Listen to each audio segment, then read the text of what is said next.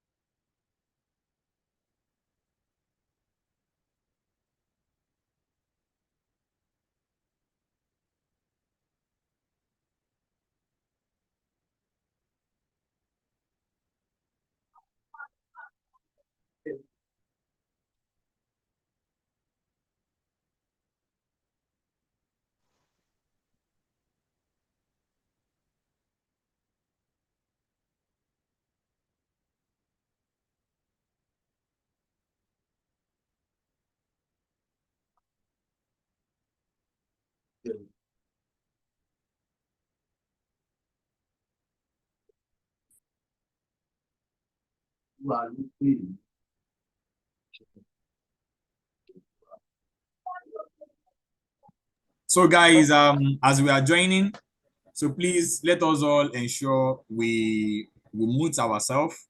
So we have more people that are going to join. So let us all ensure we mute ourselves. Thank you. Thank you as you are joining.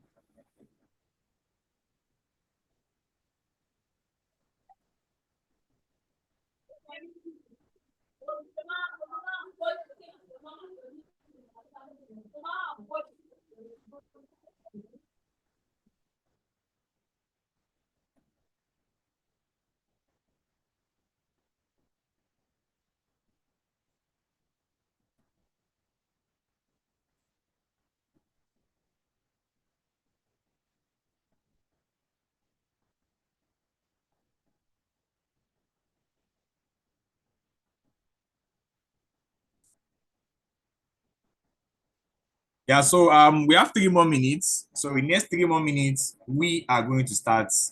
We are going to start in next 3 more minutes. Thank you guys.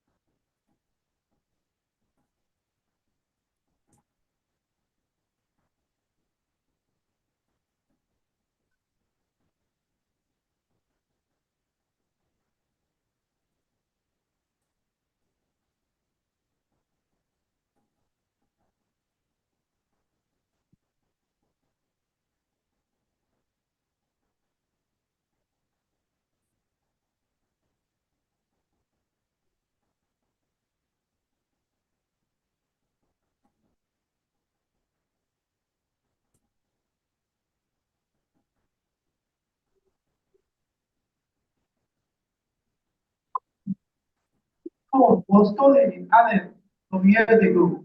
Assuming that we showed it now with this, with the help of her, right? He would like give him a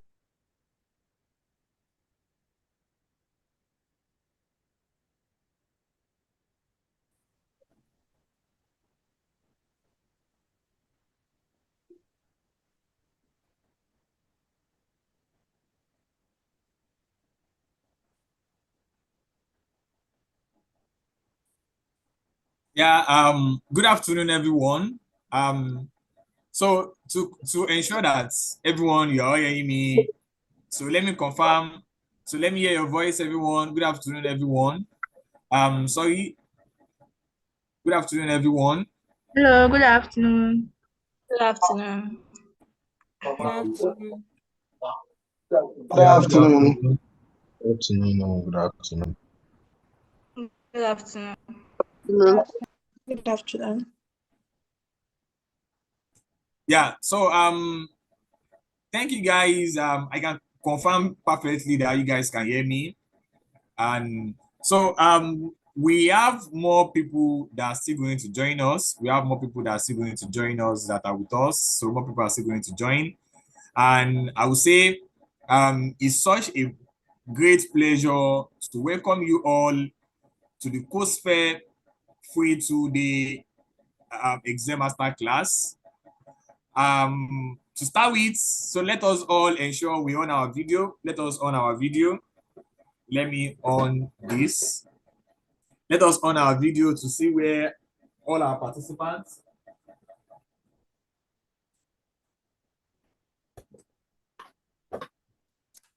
Let us on our video to see all our participants. Guys, let us on our video to see all our participants.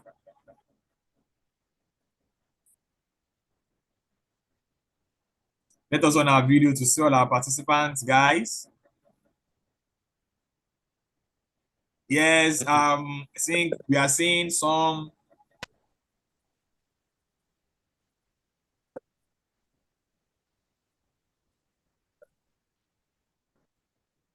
Yeah, so thank you guys.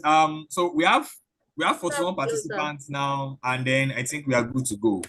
Yeah, so my name is Oladus Ibrahim, and also before I proceed, please, I want everyone to mute his or herself, please. So I want you guys to mute yourself, please. So that we won't have a distraction affecting others. So I want everyone to mute his or herself. Thank you guys as we commence the program.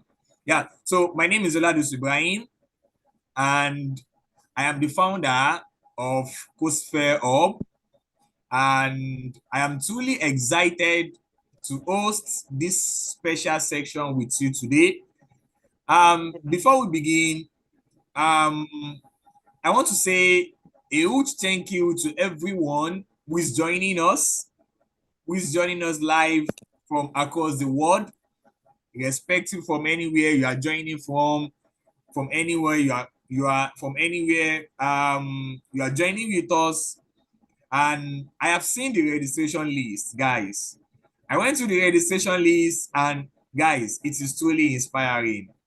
It is truly inspiring. So we have participants who registered from Nigeria, from Ghana, from Mali, from Canada, from UK, from US, from Bangladesh, from India, and from Taiwan, guys. So, and some several other countries. So, this tells a very powerful story. And what is the story? That young people everywhere are hungry for growth. Young people everywhere are hungry for knowledge. Young people everywhere are determined to use technology and data to grow, to use technology and data to grow their career, to create real change in their communities and careers. So wherever you are joining us from, welcome to CodeSphere Hub. Let me see a round of applause from everyone. Welcome to CodeSphere Hub, irrespective of whenever you are coming, you are joining us from. Thank you guys. Yeah. So thank you guys. Thank you guys. Yeah, so today's section is more than just a training. So I'll call it a training, but guys, it is more than just a training. It is the start of a journey into how you are going to master how to work with data. Guys, how you work with data, how to analyze and interpret the data that you have, because it is the most important thing. Now, the work of a data analyst now goes beyond data. The work of a data analyst now goes beyond you visualizing your dashboard, right? So you must be able to define the problem of the data sets that you are having. You must be able to define the problem. You must be able to ensure that all your data sets are being clean and have the data analysis process to ensure you have the effective visualization and insights that you have in. So today's section is more than just a training. It is the start of a journey, guys. It is the start of a journey into mastering how to work with data, how to analyze data, and how you are going to interpret it. Likewise, how to use the data to make a meaningful decision.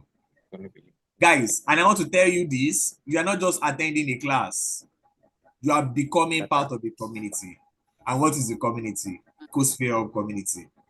So the community is shaping, you are part of the community that is shaping the future of African digital and data landscape.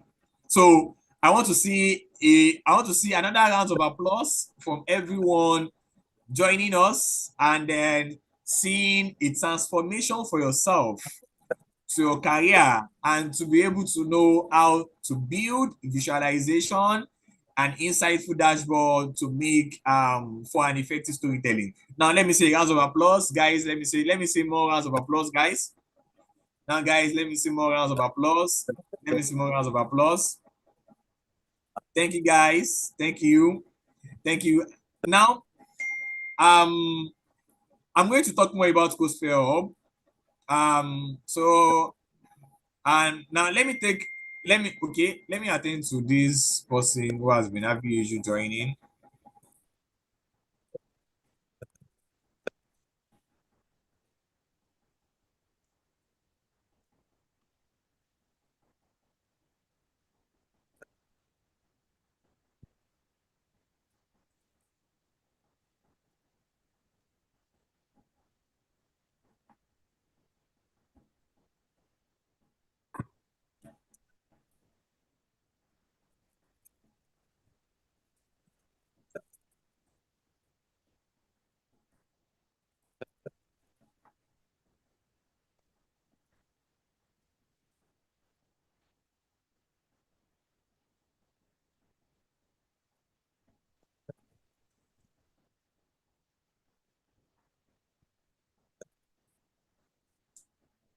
Sorry, there are a lot of people having issue to join.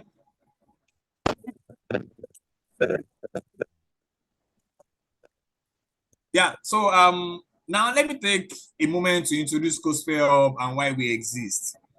So CodeSphere Hub was born out of a simple and powerful vision to create access to quality, practical, and globally relevant tech education for young Africans and aspiring professionals worldwide.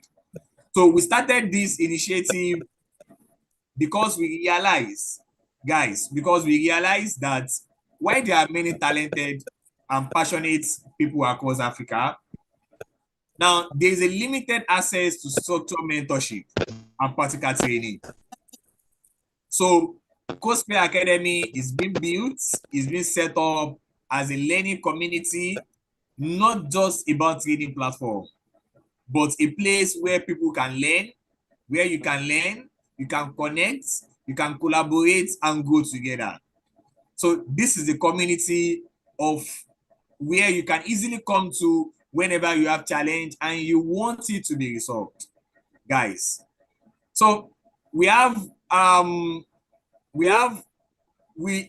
many mentorship, we have many career section and the likes. So part of the program, and then what we focus on, our key technology pillars are the data analysis, artificial intelligence, cloud computing, and the likes.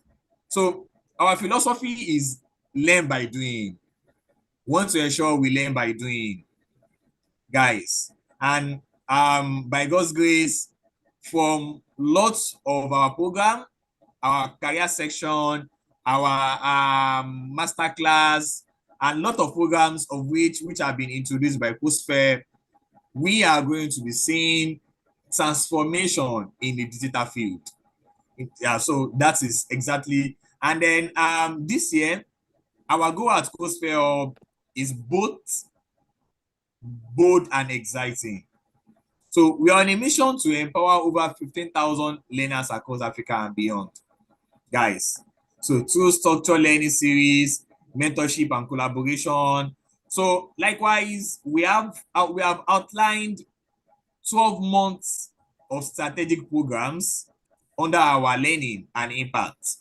So with the 12 months, you'll be learning a lot of things from Excel, Power BI, SQL, Python, and lots more. So likewise, every month, we host programs from masterclass to career sections, innovation challenges, and community development. So by God's grace, in order not to waste much of our time, we are going to deep dive into what we're having today.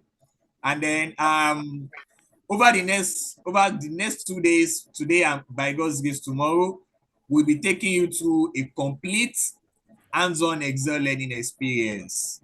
So for today, you will learn how to collect and clean your data using Excel, Power Query, with our Excel boss, our facilitator, Mr. Freedom Oboh, a seasoned data and BI analyst. So we are going to introduce our facilitator, Mr. Freedom Oboh, and it's an honor to introduce the facilitator leading us to this highly anticipated 2-day Excel masterclass today. Mr. Freedom Oboh is a data analyst, a business intelligence consultant, and an Excel visualization specialist. So today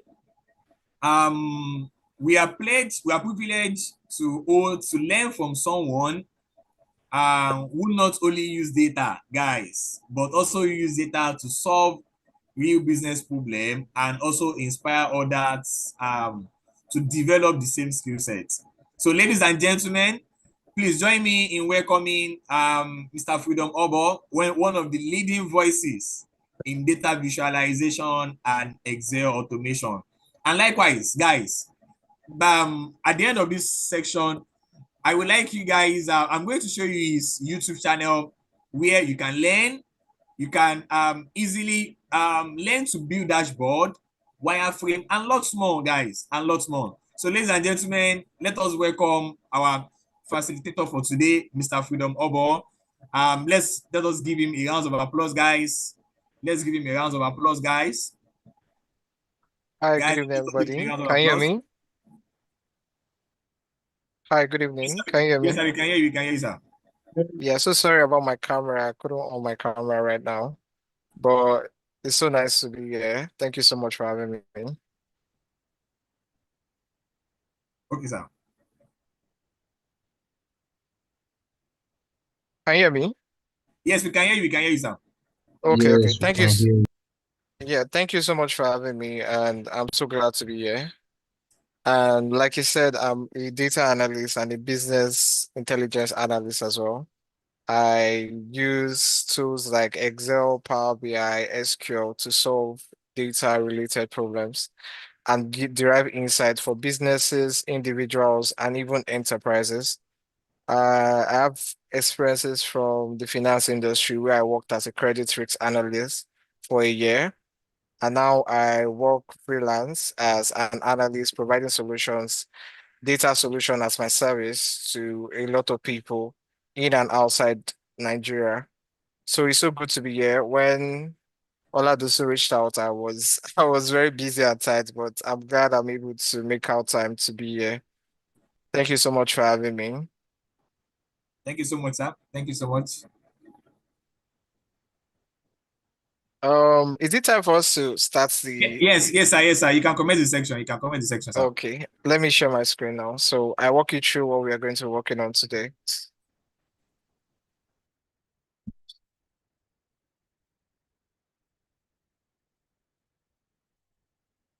Hi, can you see my screen?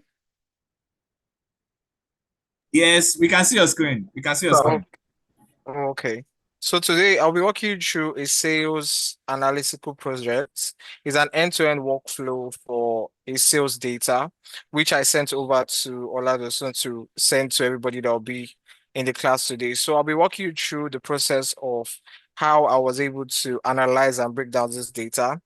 And truth be told, I was not even done with this data. I was just working on it. So when this came up, I was like, okay, this is like the best place for me to finish up working on this project. But I've gotten to a certain point in the project. So I'll just walk you through how I was able to achieve few things on this project. Like I said, this project focuses on transforming raw data into actionable business insight using the powerful data to build into Microsoft Excel.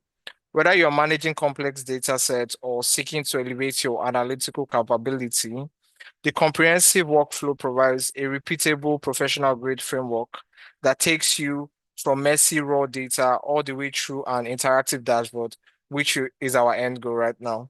So the beauty of this approach is it lies in this systematic progression. Each stage built upon the previous one, creating a solid foundation, reliable analysis. And the process I'll be going through with right now is, I think I'm echoing. Okay, so the process I'll be taking you guys with right now will be Power Query. We'll extract and transform our data from Power Query. Then we'll load our data into Power Pivots where we'll calculate, do our model, where we'll create relationship between our data. Then we'll summarize our data and analyze it by answering questions from our data using pivot tables. Then we'll visualize our data. I will show you how to get ideas to build your wireframes if you're trying to build a dashboard, and also how you can also like. So without wasting much of our time with plenty of talk, I would just like us to open our workbook if you already have your Excel sheet with you.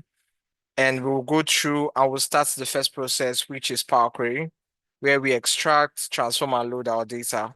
If you know Power Query is an ETL tool where you use to extract data, transform it, and load it. So if you're familiar with Power Query, this is just like a simple exercise to walk you through how you can extract your data from a data set, transform, and then load them into your Excel workbook. So this is an example of what we're going to be working with.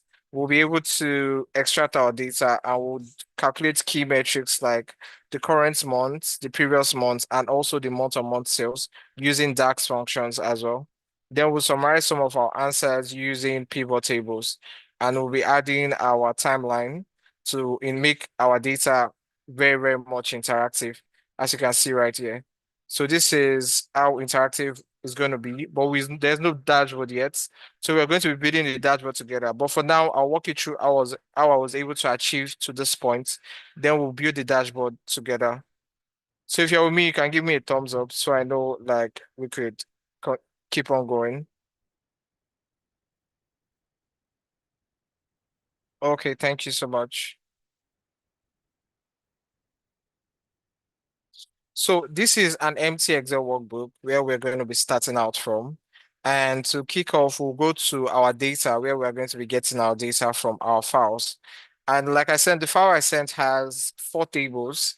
We have the facts table, the product, the salesperson, and the customer table, which is the facts table and the dimension tables. When we start building our data model, I'll be able to. Sorry, Okay. Mr. Freedom, we can hardly see your screen. I think, yes. We can't see what you're doing, please. Okay, can you see my screen right now? I'm on my file right now. If you can see it, can you let me know?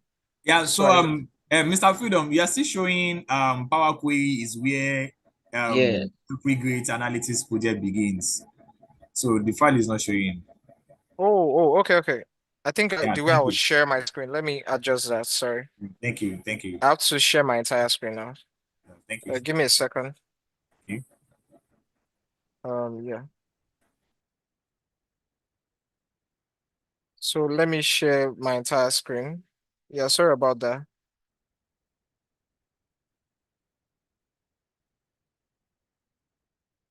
Okay, now I'm sharing my entire screen. Let me know if you can see my Excel workbook. Yes, sir. Okay, good. So this is what I was explaining before. I said I worked the analysis to this point, but I'll be walking you through how I got to this very point. Before we go here, we did few things. We extracted our data, transformed it from Power Query, then we load it up into our Excel workbook. But we didn't load it directly to our Excel workbook. We loaded it into our Power Pivots where we store our data. So Power Pivot is also important when you're dealing with data beyond your 1 million or 2 million rows you have on your Excel workbook. That way you expand your analysis and you're able to store or analyze a lot more data at the same time. And because we're working with multiple tables, we'll create a data model like you see out here. We'll create a data model from our data as well. So without talking too much, let's get right into it. And this is how interactive your dashboard is going to look like using the timeline slicer. You can see the month-to-month changes and also our current value, previous month, and then our month-to-month changes. So it shows you the percentage change comparing the current month and the previous months together, as you have right here. So now let's get right into it. So this is a plain workbook we're going to be working with, and we're going to be extracting our data from our file like I have here. So we're dealing with 4 tables, and I'm going to be adding an extra table using our Power Query. And let's just go into it so we don't talk too much. So let's get our data from our text and CSV file. So it's coming from our file. So we can get our file first. So let me locate where my documents are in. So we're working with this sales data. The first thing we'll do is bring in our facts table, then I'll bring in the rest of them. So instead of loading it directly, we'll transform it because we are dealing with multiple tables at this point. So we have our facts table. Before I do anything, let me bring in the other tables before we get into it. So we go to new source, then we extract. So this is our customer table. This is also a dimension table. So I could say dim customers.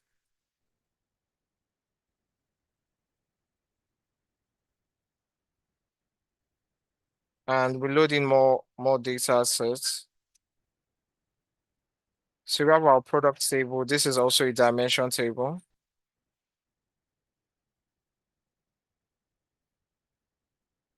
This is also a dimension table.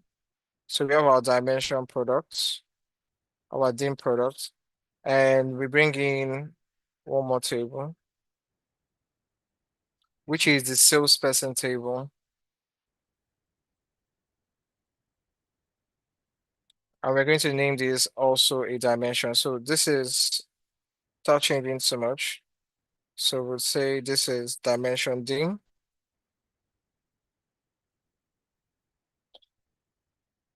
So first of all, what I do for every data I'm working with, I try to prep and understand my data and get an understanding of what we're doing.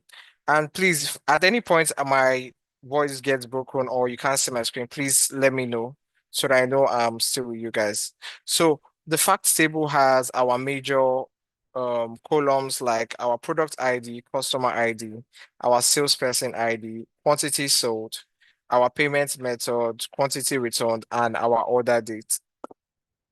And if you look through our data, I like to go through my data column by column. From our product ID, you could see we have no empty cells, same as the customer ID, same as the salesperson ID. If you don't have your column quality on, you can put it on from the view parts. You can easily put it on. And then we have the quantity sold, the payment method, and the quantity returned. So we also have the customer table. where we have the customer ID, the first name and the last name, the gender and location with date of birth. So on this table, we'll be doing few steps. We'll be merging our first name and last name together. We'll start by merging the columns together. So right click, you merge. Our separator in this point will be space. And I'm going to name the merge column as full name. So we've been successfully merged our columns together. And on your Power Query, you are going to see every step you take on each table. So we have the gender, we have our location, we have our date of birth as well. But we don't want to stop here. We want to get the age of each customers. So for us to get the age of each customers, we're going to add a column. So we click on our date of birth and add a column. You see the dates. Where you see age, you click on age. Now it has brought to you, this is like the number of days from when the date started counting from. So we are going to adjust the duration and we're going to work on it. So we're going to transform this. We're transforming it to total years. That's the total number of years of each customer. And then we'll make it a whole number. So on here now, we have the age of each customer, which you see 31, 30, 26, 28, and so on and so on. So if we're going deeper into customer segmentation, that's when we start to group our data, trying to make it more deeper for our insight. But based on what we are trying to understand here, we're trying to understand and track our revenue from each places. So we're going to go to our product table at this point and comb through it. Our data is most likely clean because they are not much like dirty. It's not more dirty because they are all different table and they are all structured, right? So you could see our product name, our categories, our sales price, and our cost price as well. So on the next table, you'll find the salesperson ID, where you find the first name, the last name, and the store name. So the first name and the last name, we're going to be merging both of them together. So we'll merge them to give us our full name. So here you have our full name, our store name, and also the date of birth. So let's see the age of most of our sales rep or salesperson. So we're going to be adding a column. We'll go to date and age. Then you right click on your age and you transform it to total years. So now you have for total years, we make it a whole number because age cannot be 336 point something. So you could see the age of each and every one of our salesperson. We have the 36, 24, 32, 33, and so on. So one of the dates table I was going to make, I'm going to make it using our facts table. And how am I going to do that? I'm going to duplicate our facts table because that's where our dates is found. And I'm going to name this dates table. So for our dates table, we're going to click on our order dates, right click and remove order columns. So when you click on remove order columns, all other columns are taken out of this table. Next up, we'll remove duplicates to make it a whole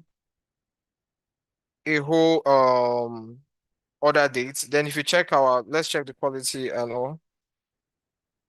So if we check the column distribution, you see 36 unique, distinct and unique dates are found on our dates table. So here we have our order dates. Now for our dates table, we have to do like a simple breakdown for months and all and on like that. So let's see our months. So add dates and we'll go to months. We'll go to year. Let's see how many years we have. You'll notice we only have 2023. So our year is, oh, apologies if I'm a bit too fast. Let me take it down. Oh, apologies. Okay, from our order dates, we're going to be extracting our year, our month, and quarter as well. So because we're dealing with just a 1 year circle, because the data as provided are only within the 2023 year circle, we are going to be bringing out our months. So let's extract our month's name. So the name of months, we'll bring it out from this. We added the column from using Power Query. So now we have the name of months because I don't want it in full. I'm going to transform this. So when I click on transform, you're going to see extract. So what am I extracting from the values on our date? I'm going to extract the first characters. So the first characters, the first three characters, those are the values I'm going to take out because I don't want it to be the full January. Instead, I want it to be JN, FEB, and so on. So you could see we've been able to shorten and extracted the first three letters on our name of months. So we're also going to extract more. So we'll add the column and we're going to extract the quarter. So we're going to be extracting the quarter of year. So for the quarter of the year now, we're going to transform things and add prefix. So clicking on the quarter, we'll click on transform and we're going to format. So adding prefix is we are adding words before our main strings or letters in our cells. So what we're going to be adding is Q dash. So these are quarters. So you could see we have Q1 to Q4, which represent the 4 quarters of a year. So we have the Q1 to Q4. We also have the quarters, we have the months. Now let's add weeks because we're dealing with months as well. So we're going to go to add column. And we're going to go to weeks. So I'm doing weeks of the months, not weeks of the year, because in a year we have about 56 weeks, but for each month we have about 4 to 5 weeks per month. So I just want to see the 4 to 5 weeks of each month. So the weeks of months you're going to see here. So we have 6 distinct weeks. For some months you have 6 weeks, for some months we have 5, for some months we have 4. So we're going to be adding prefix to this as well. So you click on your transform. And when you click on format, you add your prefix, which is going to be WK dash, which is going to be week 1 to week 4. So when you click OK, you have all your weeks from week 1 to week 5. For some weeks, for some months you have 4 weeks, for some months you have 6, for some months you have 4, for some months you have 5. So depending on the month you're working on will determine how many weeks you'll find on each month. So now we've loaded and adjusted. We have our dates table done. We have our facts table in check. We also have our customer table transformed. Also, our product table as well. We have our deemed salesperson. Since we have everything in check, it's time for us to now load this data into our Excel workbook. So, but instead of us loading it directly, we are going to load to. That way we don't crash our Excel sheets, even though the rows are not much. So we click on load to, close and load to. So when you click on close and load to, it's going to open this pane for you where you have tables. I didn't merge the tables together. All the tables are on their own. So we have all this and we're going to do only create connection. We are only creating connection. We're not loading it directly into our workbook. We are only creating connection. So next thing we're going to do, we are going to put on add this data to data model because we want our data to be on our data model.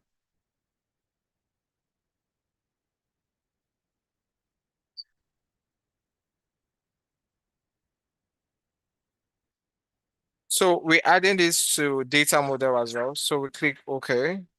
So now our data are going to load in and then let's wait for it to load it up.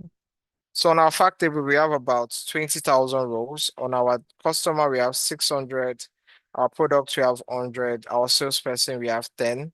And our dates table, we have 364.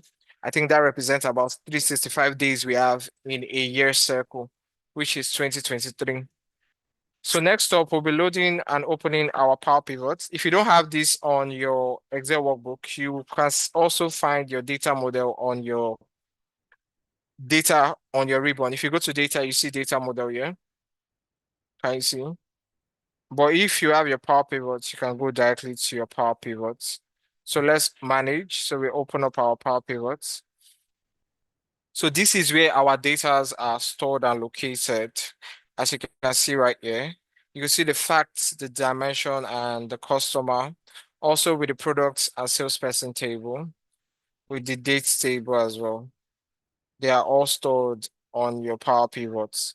So now let's see our data view.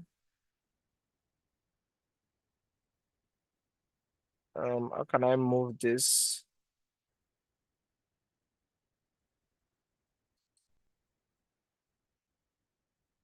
Trying to click something, sorry.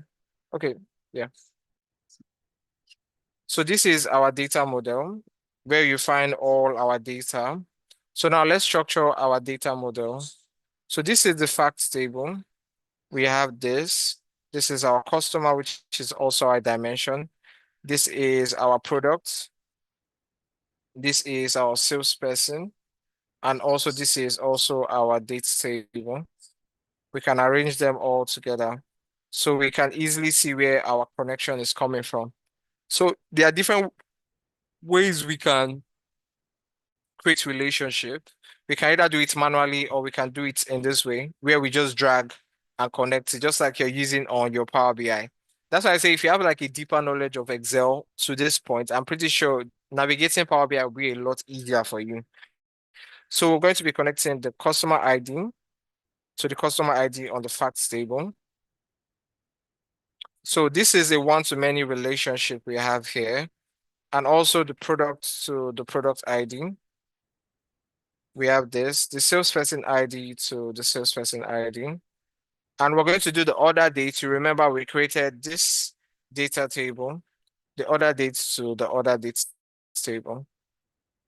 So you could see the one-to-many relationship, and the many is the facts table, and the ones are all the dimensions that powers the facts table. Let me go back to my notes. So we've done the importation and connecting our CSV file. We created a dates table. We've loaded to our data model. And now we're doing Power Pivots, which is data modeling and DAX formulas. So for our Power Pivot is where our data transform into intelligence. Here you link your tables together using relationship and write sophisticated formulas using DAX, which is our data analysis expressions. That answer real business question. This is an analytical engine of your project.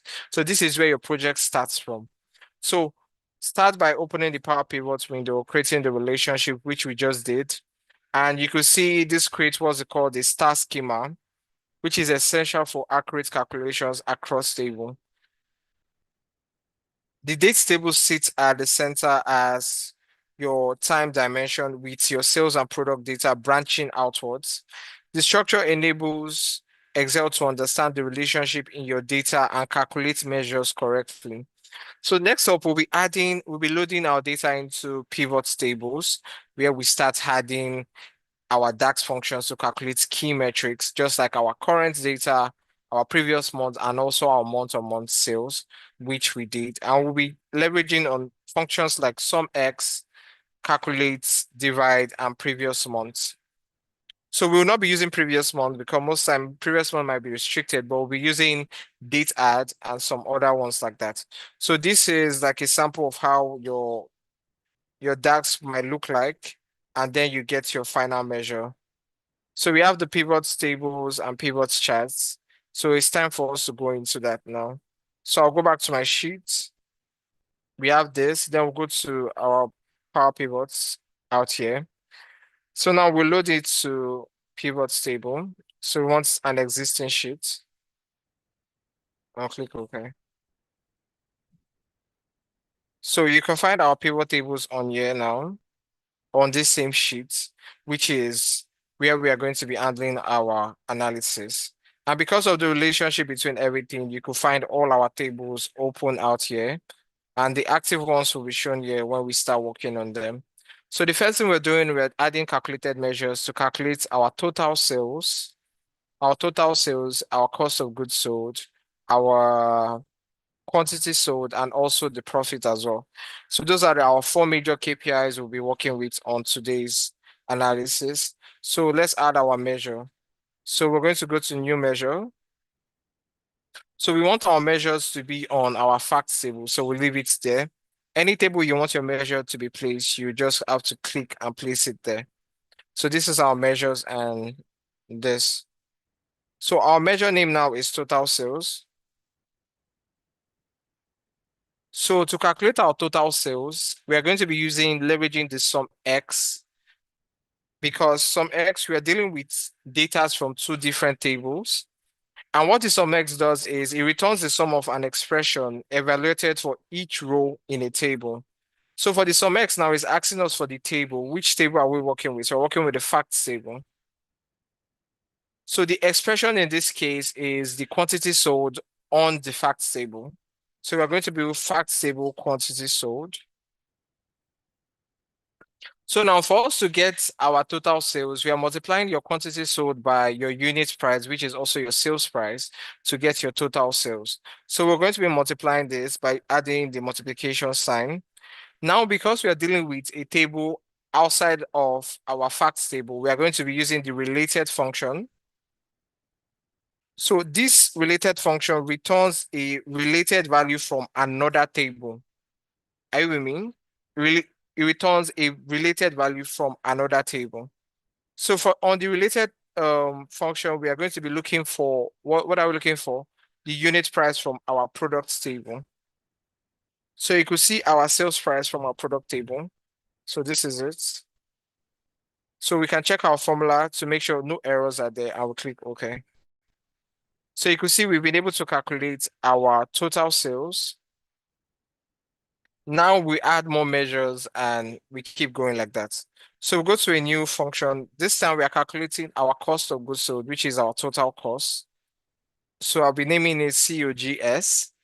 And for the cost of goods sold, we're also leveraging on the sum X function, and we're using the related because the values are on two different tables. To get your cost of goods sold, you need to calculate your quantity sold multiplied by your cost price to get your total cost. So in this case, we'll be going for the first thing it's asking for is the facts table, which is our table. Then our expression here is the facts table quantity sold. We are multiplying these by related. We are relating these to our product table where our cost price is located. And also still check your formulas and click OK. So now we have the cost of goods sold and total price. Now let's calculate our profits. So calculate profit is easier because profit is your total sales, which is your revenue, minus your cost, your total cost. So it's going to be total cost minus cost of goods sold. Here we have here. So we don't use any function because they are both two different measures. We're trying to minus from each other. So we name our measure profits. So now we've calculated the profits. Let's also calculate the quantity sold. So our total quantity sold. So this time we're using the sum. So it adds the numbers in a column. So because we're just dealing with one column in just one table, so we're dealing with the facts table quantity sold. So we can close our brackets, check your formulas, and you click OK. So now we have our major metrics. We can close this and bring everything out. If you go to your facts table, all your calculations are there. So we have our cost of goods sold. The query did not run, the data model could not access, error records, calculation, facts table. Okay. So let's manage our measure. What happened? Everything is fine. So click OK.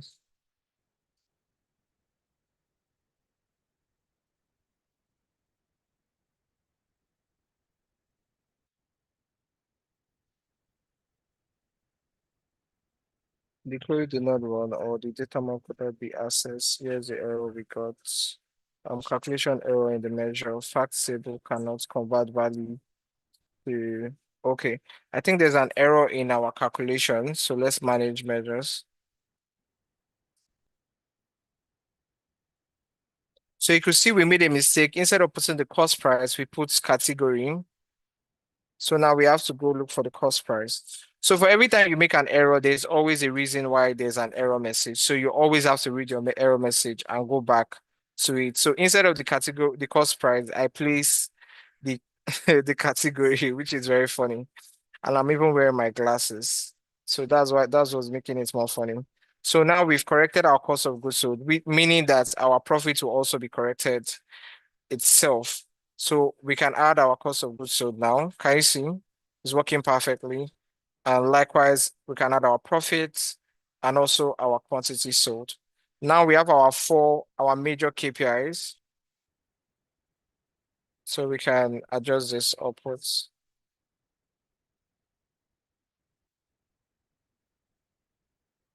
Highlight this and let me drag this.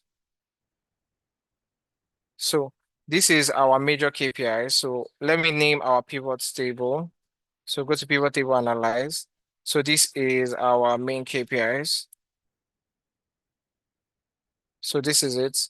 So next thing we are calculating is the previous months. You know, we have 12 months in a year. So we are going to be calculating the previous month. And when you calculate the previous month, you'll notice that it's only activated when you start using your slicers. That's when you start getting the actual values of each previous month you're trying to calculate. So let's go to manage measure. So new measures now. We'll be calculating the previous month sales. So for the previous month sales, we are going to be using the calculate function. So the calculate function evaluates an expression in a context modified by filters. Do you understand? A context that is modified by filters. So the first expression here is our total sales.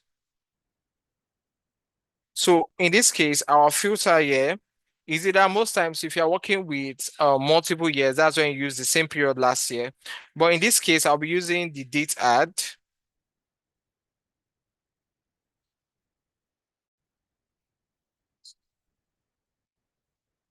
The facilitators of the program will let you know where you can get the recordings of the section. So we are now on data, and for data is asking us for the dates. So we are looking for our order dates from the facts table. So we're adding order dates. That's our main dates. Then it is asking us for the number of intervals. For the number of intervals, it's going to be -1 because we are going backwards. It's going to be -1 and because we are going backwards. And for the intervals, we are doing the intervals by months. So this is our functions to calculate the previous month of our sales. So click OK. Since we are just starting for the previous month, let's bring it out so we make sure that it's working perfectly. So the PM sales at this point, can bring it to the value. So it's working very well. So now let's add all the other measures. So since we are using the same formats for everything, we can always copy and paste it to save time. So you can highlight everything and copy. So now you click on new measure. At this time, you're doing PM cost of goods sold. And you drop the measure, remove your extra total sign. So this one will be cost of goods sold.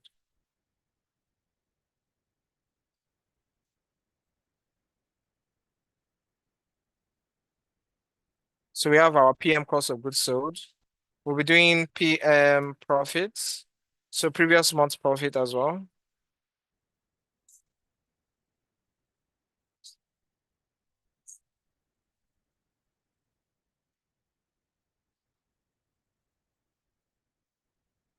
So we have our PM profits.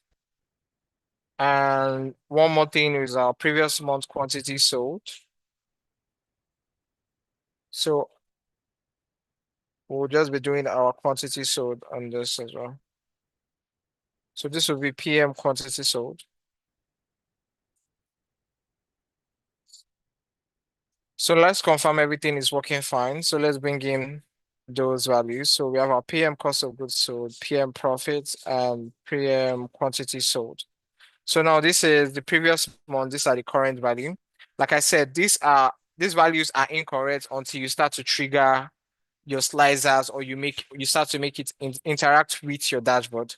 So the next thing we're calculating is our month-on-month changes, which is the percentage change from the current, comparing the current value to the previous month, and you get whether you're increasing or you're decreasing by months.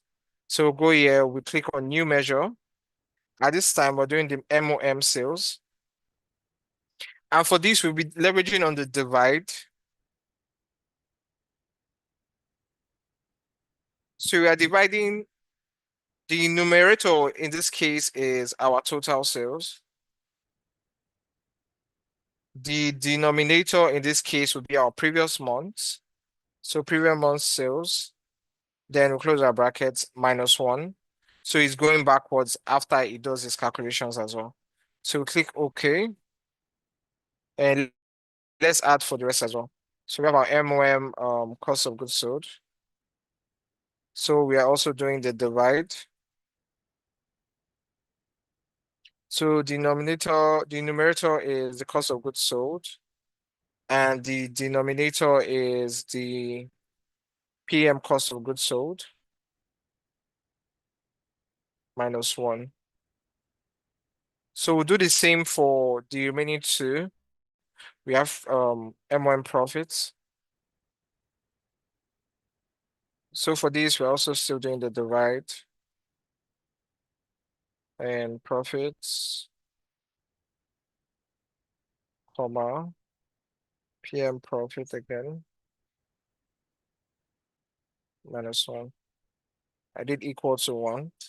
Can see how slight errors can spoil your old formulas. So always pay attention to whatever you're doing. So we have the MOM quantity sold. So we're doing the divide as well. Divide, the numerator is our total, no, quantity sold, yeah. Comma. So our PM quantity sold as well. -1. So we have all this, and I think this is all our total function. What is month on month is MOM is month on month. That's what it means. So the month on month percentage change, that's what we are calculating. So we can add that underneath here. So let me show you if they are all working. Let's confirm they are all working. So we'll be adding our timeline. Because if you're dealing with an historical data or you're dealing with functions like this, add, calculate, and DAX function, it works better when you're doing like a time series using timeline. It's a lot easier because it's easy to pick out the records within a certain period of time. So let's bring out our month to month before we start formatting them. So we have quantity. So all these are percentage. You can see them. Let's convert this to percentage. So you could see, so for us to trigger it properly, let me name this as so this is our MOM percentage. So this is our previous month. So always name your, what is it?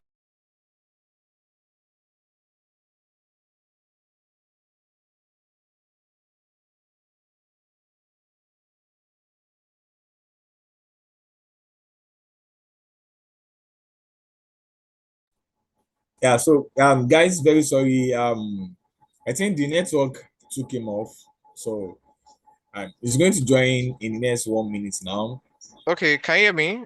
Yeah, we can hear you. We can hear you. We can hear you, sir. I didn't even know what happened. This thing just took me out. I think it's the network. Okay, let me share back my screen. Yeah.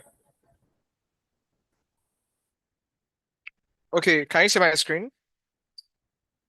I hope everybody got it up to this point before we start formatting our data, because I was about to start, what is it called? I want to insert our timeline. Yeah, okay, thank you. So we insert our timeline, and for our timeline, we are using our order dates to insert it. So click OK. So you could see all the periods of time within that section.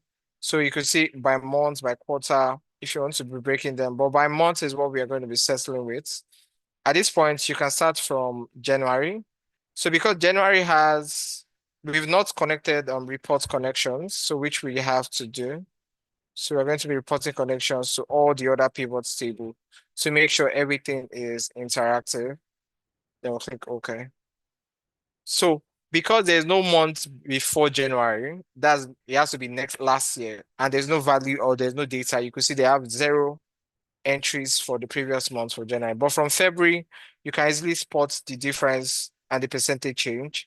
What this does is it shows you the current value. This is February values. These values are all the total sales, cost of goods sold, profit, and quantity sold that was made in February. And these are the entries that was made in January. So we are comparing both of them to give us the percentage change we have here.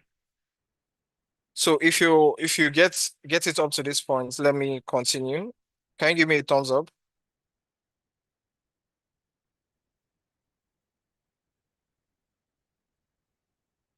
So we would be formatting our data, be formatting them. So using the custom formats. So there's a custom format formula we're going to be leveraging on, which is going to be greater than or equal to 1 million. While we are doing this, we're trying to make our custom formats dynamic. In a case whereby we interact with our data and it's no more in millions, then it takes us, your format does not break. It shows you them also in thousands and the rest. So we have 1 million, which is 6 zeros. Let me confirm. Don't mind me, I'm kind of blind with my glasses. So yeah, we have 6 zeros. It's gonna be $sign 0.0, 1 decimal place, 2 commas. 2 commas represent millions because that's the amount of commas you're going to find in a million.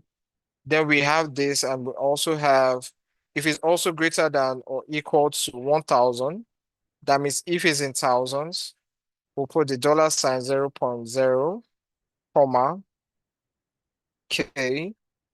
So instead of it showing on this long form, it shows in millions, in M's, and in K's. So in the case where it's not in thousands, we just want it to be 0 equal to 0. You could see everything was broken down. But one of the things that stood out is our quantities sold are not in currency. So we have to take out our $sign on them. It's not in, our quantity sold is not in currencies. So that's also by also understanding the data type of each column or each of your values. So you could see our total sales, cost of goods sold, and our profits. We made a total sales of 5 million, cost of goods sold are about 3 million. Then we made a profit of 2 million. So on the previous months, we can just use our format painter. We're going to paint all this. Same thing we do with this, and we paint it here.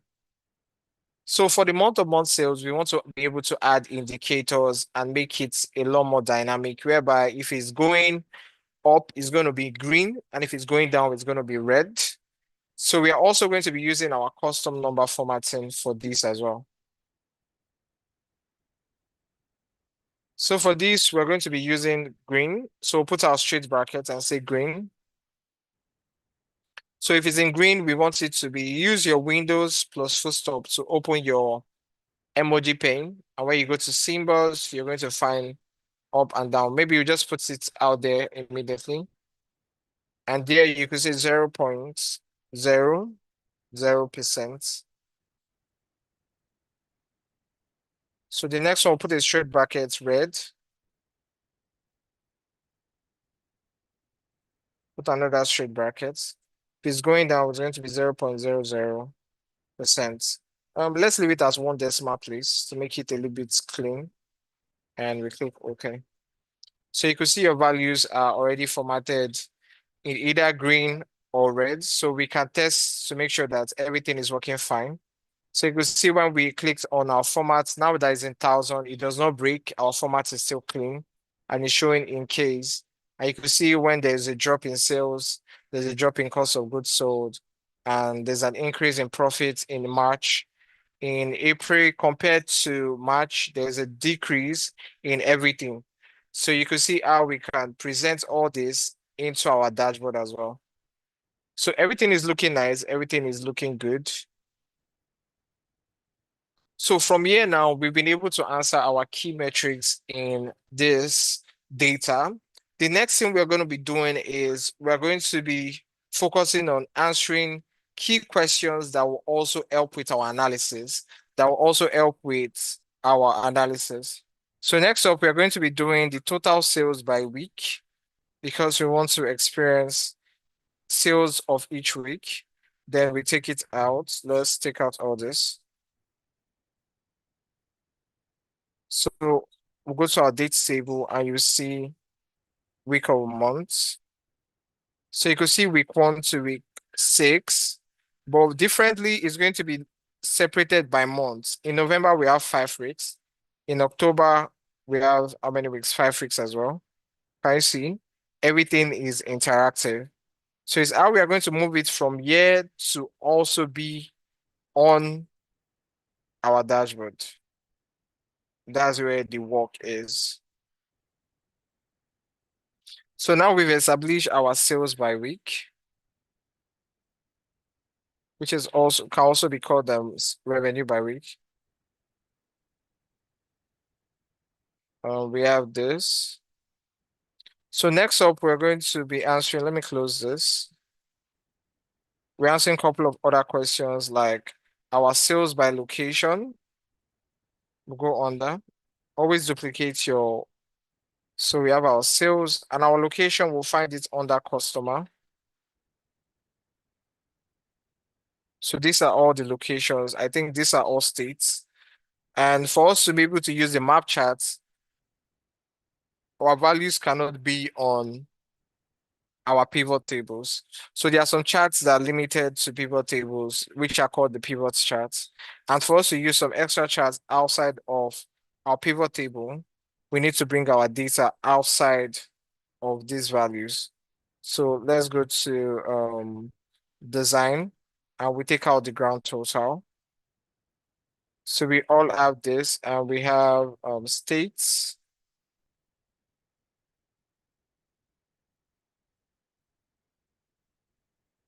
And sales. So when you take out a value from where it's supposed to be, the formats break. So we use the format painter again for this. So we have all this. This will be used for our map charts. But on the side of it, we want to be able to pinpoint the top 5 performing states. So we're going to put it on the side here. So this is sales by location. Let me put them in caps. And you can always color them so it identify that you did something serious on them. So there we'll be doing the top 5. So you right click and you go to filter. So you see top 10. So you have to reduce it to 5 now. So I just want to see the top 5 by what's total sales. So you click OK. So now these are the top 5 performing states or locations. So we have this. I put it from the smallest to the largest.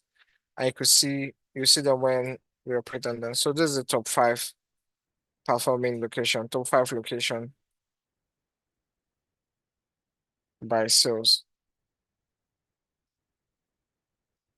So we've been able to establish 1, 2, and 3. So we're going to be answering a couple of other questions like the sales by product category, the sales by store. And I think that's where we're going to keep it because we don't want to go too deeper into this analysis. We're trying to save time and also like establish something that is also important for based on this analysis. So we're going to be doing the sales by products. So let me copy this. Sales by products category. So you go to the products table, take out your location, then you see your products category. Oh yeah, we have about how many products? We have about 8 products. So I think we'll be leaving it this way. Soft drink alone is the top performing already without even having to do much. You can already cite that. So we have our sales by product here as well.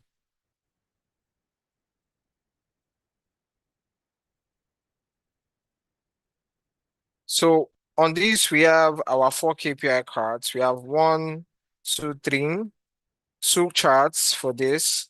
This will also be a chart and this will also be a line chart for trend. So we have the sales by week. the sales by products. And also one more thing we're going to be adding is the sales by store. So probably we're doing the top performing stores in by sales. Or we can do stores by profits. So the stores with more profits. So we could do the store name and profits. If you're going deeper into this kind of analysis, we tend to do more than one dashboard. So you can go deeper to each insight.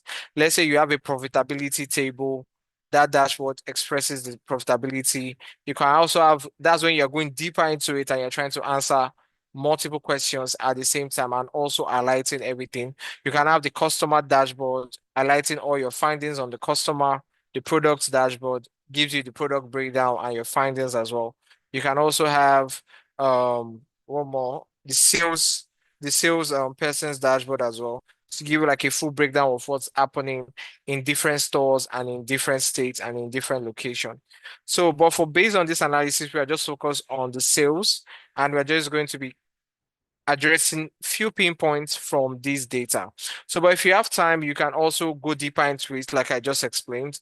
But based on this analysis, we're just focusing on learning how we can leverage use of Power Query, Power Pivots, learn how to create relationship and also write DAX formulas to facilitate our analysis. And now we are using pivot tables, pivot charts to generate an interactive dashboard. And you can see we did a time trend, which I'll be doing with the weeks by weeks. And we're also doing the products category. This is the products contribution to our total sales and our top performing stores as well. We can just pick top 5 stores, which we are going to be answering as well.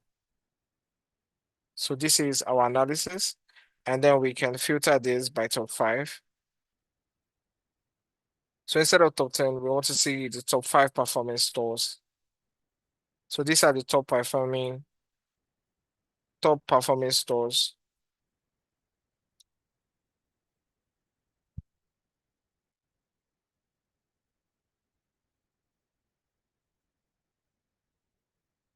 Hold on a sec.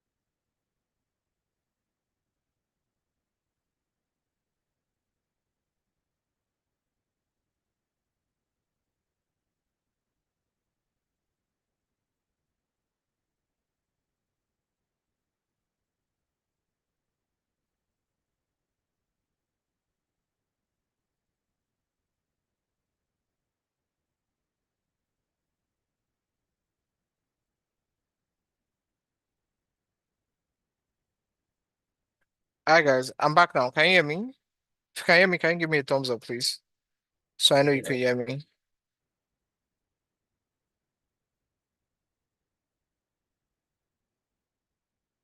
Hello guys, can you hear me?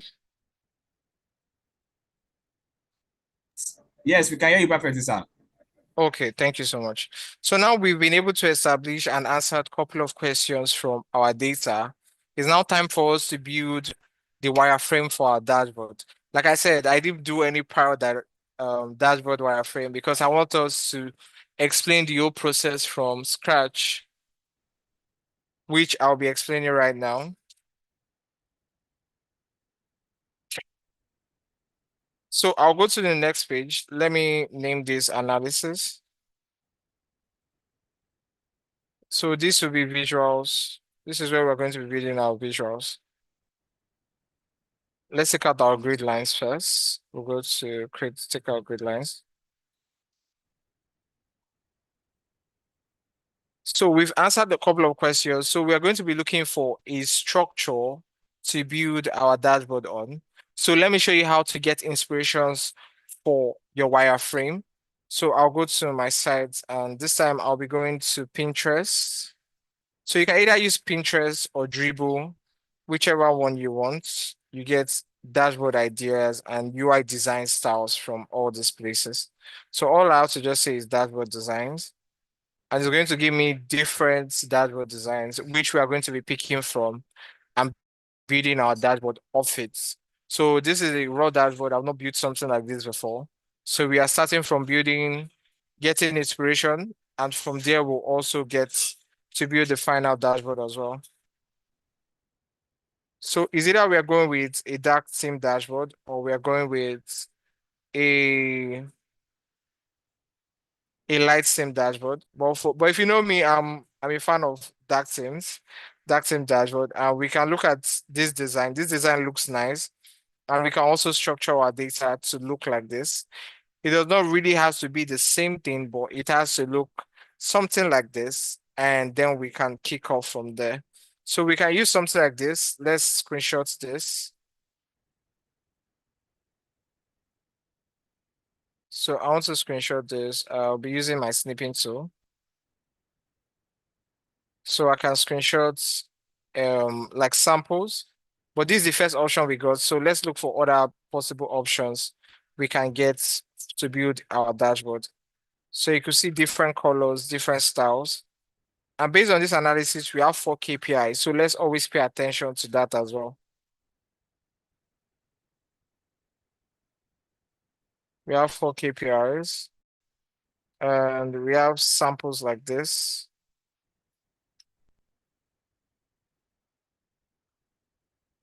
And if you go on Dribble, you'll also see different colors and structures of dashboard, as you can see right here.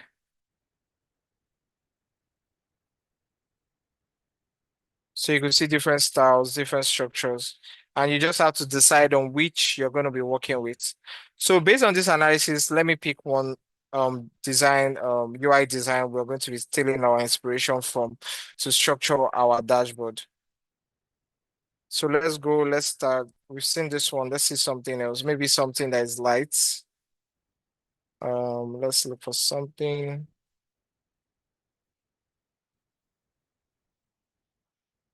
We have this. This is also nice. And we can look for something else. We also have this structured. And we can also work with something like this. This is not a bad idea. I think we can do with this. So let me screenshot this. This will be our UI, our design.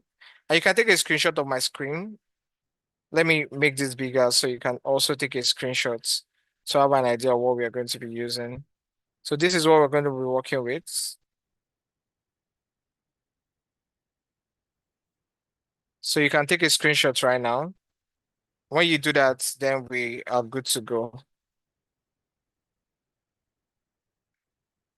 So next up, I'll be open an image color picker.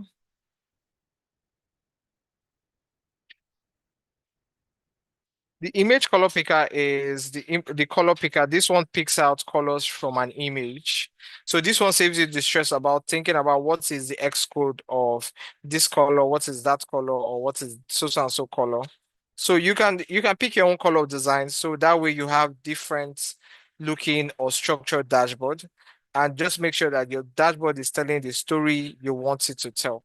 So I'll go to my screenshots and I'll pick one of them. So this is the dashboard we are working with. So for the background, I'll be using something like this for our main background. So I'll copy it, you copy the X code and you go back to your Excel sheet. Now we'll go to visuals and I highlight all the cells, go to paint and more colors. So we're just trying to get the base of what we're going to be doing. So this is the base of our dashboard. Yeah, so we have more room. We can reduce this to 90, 80%. So this is good. So based on this, we are going to be doing a map chart for our location and bar charts for this. We'll be doing a line chart for our trend, our weekly trend. I will also be doing a column chart for this. And let's say a bar chart for this as well. So let's get right into it. So the structure we're using this sample as our data structure. So we're going to be building this and this on the sidebar. To get icons to help make your dashboard beautiful, you can always go to flaticon.com to pick out icons and different types of icons you can use. But in this case, we'll not be using icons. We'll try to leverage structuring our dashboard without icons to save us more time. So now let's start with our background. So we click on this and let me create the first base of our dashboard. So we insert our shapes. So I want the straight shape first. So now to format shape, you can right click on this and format shape. This pane will come out. Then the fill, this is the fill we are changing. We're changing the colors to this. So this is it. This is the first base. I can see no line. It's almost the same thing as our background. So let's make this one lighter, or so I can increase this or I can reduce it so much. So let's make that lighter. So we have this on the background. And if you close this, you can see this is our main background. Then let's add our navigation bar, which is this. This is also okay, but I wouldn't want our navigation bar to be too big. So I'll structure it in a whole different way. So let me insert our charts.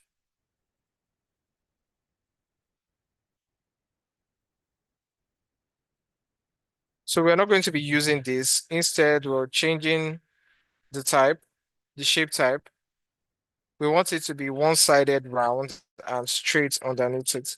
So this is the structure we're going to be working with. And we turn this to the right.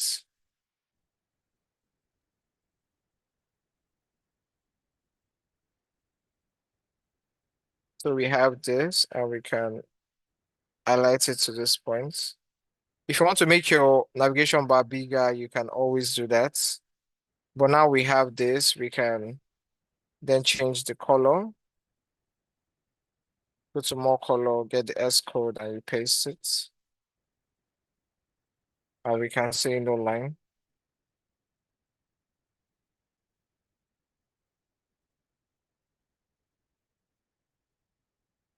So you can see the base of our analysis is already coming out nice. And our sidebar. And I think the best thing to do for our background, because I think that didn't come with a background color. So I think we're just going to make it dark or something very, very dark. One of these dark colors here. That's what we're going to be using for our background. So it doesn't overshadow what we're doing. So I go to more colors and I click OK. So let's leave it like this. We have this background done. Yeah, so we have this. Our dashboard is already looking like this. And so our navigation bar will be out here, and then we'll have all other structures. So let's start bringing the bars and every other thing, how we want our dashboard to look like. So next up, we're bringing in the 4 bars, which is going to be this. So we're going to bring in 4 because that's what we need. We're going to bring in 4. So we're going to be inserting. So we're inserting rounded triangles, which is this.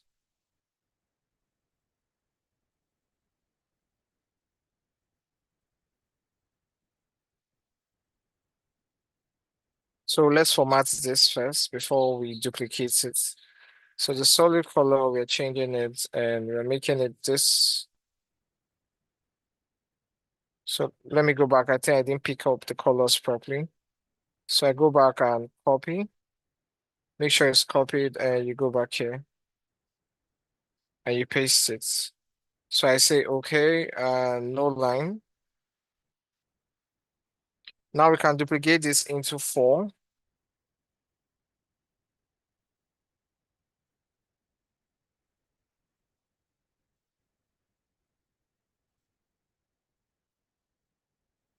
And to align your data properly, you can see why it's good to wireframe, because now you can adjust and make sure you get the perfect look for your dashboard.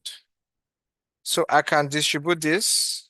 So I go to shape format and we go to alignment. We could distribute this horizontally to make sure everything is in line, and we align top. So everything is on the same line and the same structure. So we go back to our analysis. We have 4 things, and we're going to fit all this into each and every one of these boxes. So the next structure we are looking out for is where we're going to put our map charts and our top performing sales, because we're going to put them together. So we go back to our structure. We have our trend here, which is quite long. So we're going to be working with this, and then we'll create something small on the side as well.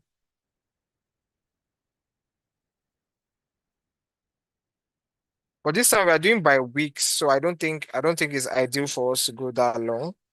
So I think this should do for our weekly trend.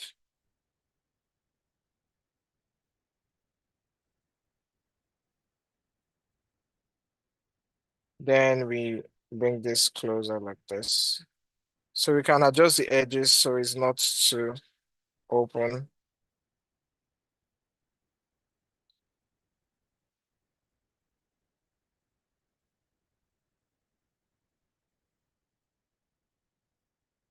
So the next up, we're going to be bringing in how many other structure we need. We have our by weeks, we have our this and this, then we have 2 more bars to complete this. So all we just have to do is duplicate this and make it 2 more.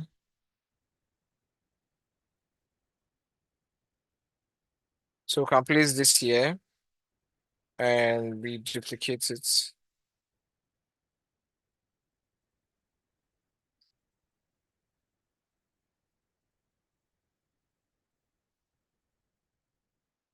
So we're trying to create like a very simple structure for this dashboard, as you can see right here.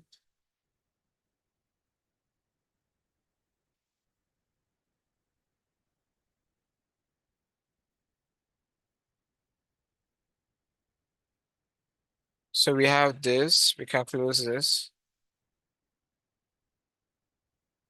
And you can right click and highlight everything, then you drag it to the middle. So this is a very minimal looking dashboard where, so for us to kick off, we now need to start labeling our wireframe to have every structure we want it and how we expect it to look like. So here we're going to have our total sales. So let me start inserting our, no, I don't want to open this.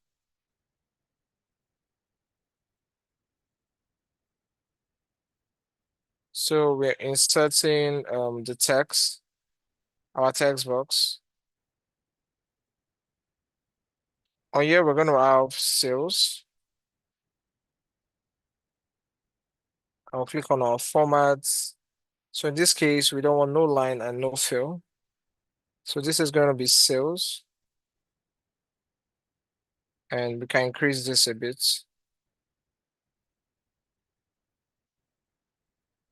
So this will be our total sales. We'll find our total sales here.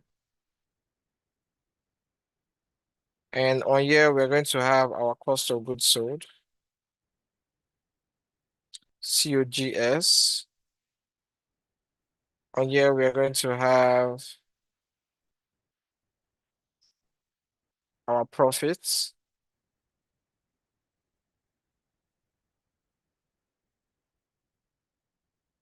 And here, we're going to have our quantity sold.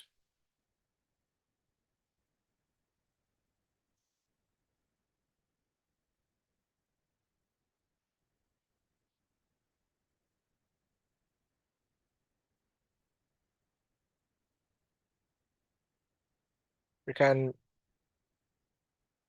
I just want to align all of them top so they are around the same line. Yeah. So we have our sales, cost of goods sold, quantity sold, and the rest on profits. And we'll be labeling the rest as well.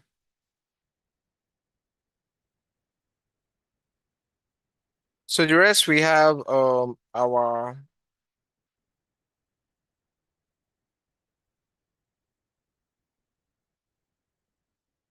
they have this red line here.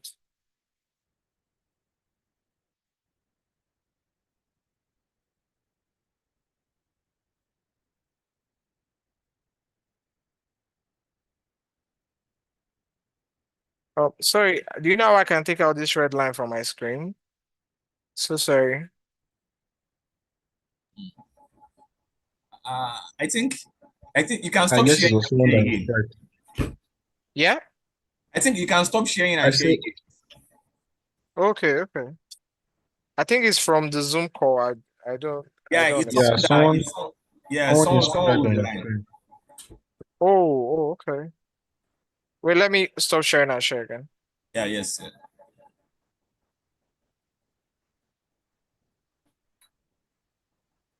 Sorry, share back my entire screen. Okay, can you see my screen now? Yeah, yes, sir. Okay. So we have all this structured in place, and then let's put this is going to be sales by location. We'll place it here. This is going to be sales by week. This will be sales by products and top performing stores as well. So let's label where all this data is going to be placed.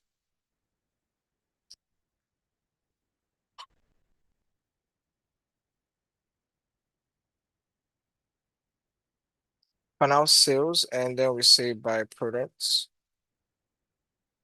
Okay, this is sales by location.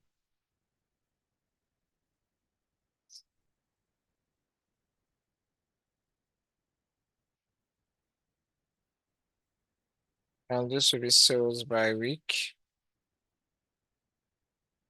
Why we are using week in this context is because, we are going to be filtering by month. So we just want to see the weekly entries and the monthly information on each of the values. So this will be sales by products category. Or let's just say products, so we don't get too dramatic with it. And we can also say this will be sales. This will be sales by, or let's just say top performance stores.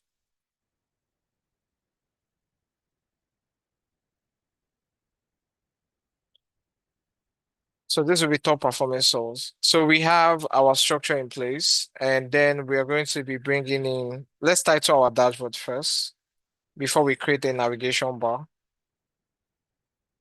So this is going to be a sales performance analysis.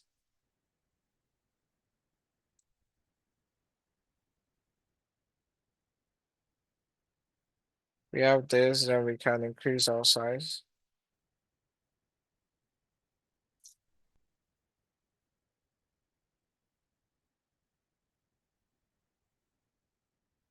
So we have this in place. So this is a sales performance analysis of, you can name the business if you have a name for the business. Maybe it's Freedom Stores or Freedom's Enterprise, or you could say Oladoju's business and enterprises.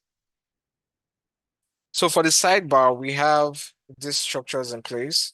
So we have these, but we're not going to be including icons because of time. But you can get icons in case you want to make it look better.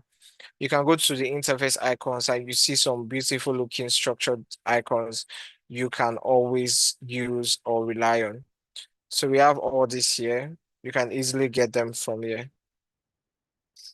But for these, we'll just be inserting our bars.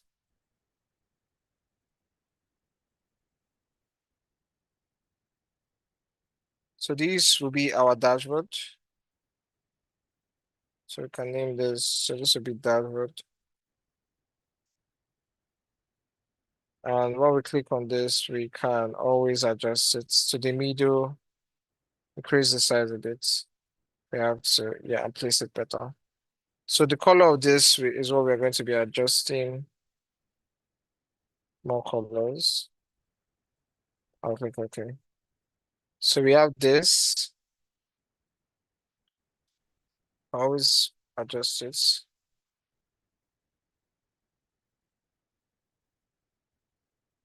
In the case where we are dealing with multiple dashboard, then you can have all other labels for all of them like that.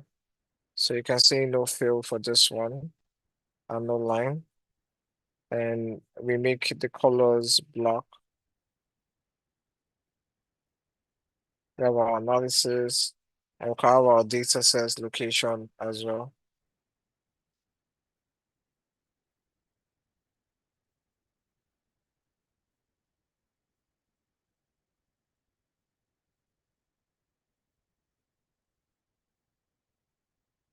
So let's distribute this horizontally, vertically, sorry.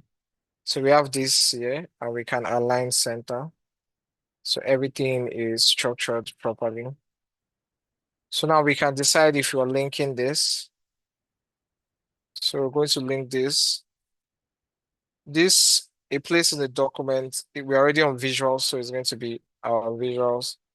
Then for analysis, we can also link that as well. And this is going to be page for analysis. And for data set, since our data set is on the other one, we can find a place in the document. So you can find it, place in this document, or you can find a place to put it in your documents. So I can place it on Excel and I click OK. So when I click on this, it takes me to my Excel file in my documents. Same thing with this, and dashboard will take you to the current dashboard we have here. I don't know if you see dry red lines, but thank God it's not on my screen this time. So let me get like a store logo. I think that's the only icon I'll be making use of. I can just easily get like a store logo so it doesn't look just all plain. So you can put store, a store icon, or shopping, can put sales. So you have sales. Let's get like an icon we can use. And so we just add to it. So let me go to normal icons and we click on sales. Oh yeah, let me use stores. So we just get like a store icon. So I think this should do. And we're going to edit this. So if you're logging, you'll be able to edit the color before you export. So it saves us more time and more energy when we already have the color already in check. So we can easily change the color here. So what we want it to be. I'll click on download. You download your PNG. Let's say 64 pixel, and yeah, that should do. So that's downloaded, and let me bring it in so you can see. So I go to picture, place over cells. I want it to be place in cells or place over cells. So from my device, so I can go to download and I'll find it here.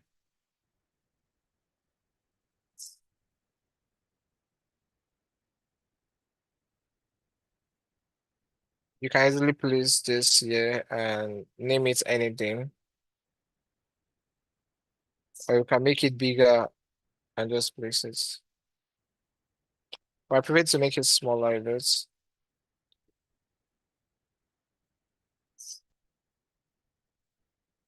And yeah, we have this.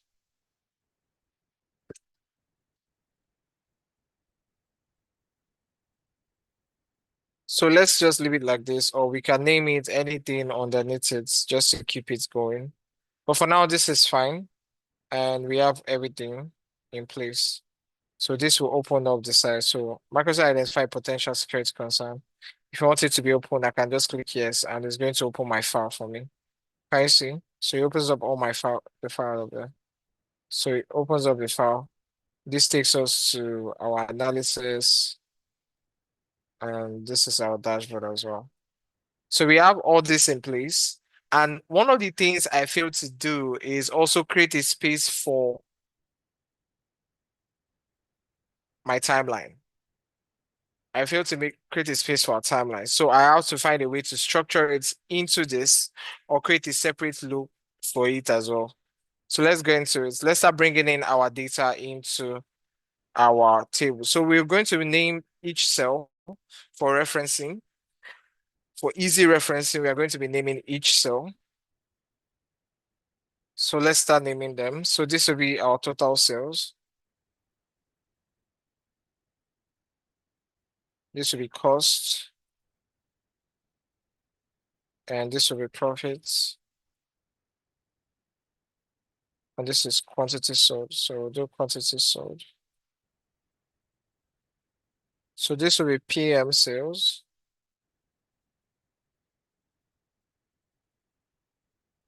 PM costs.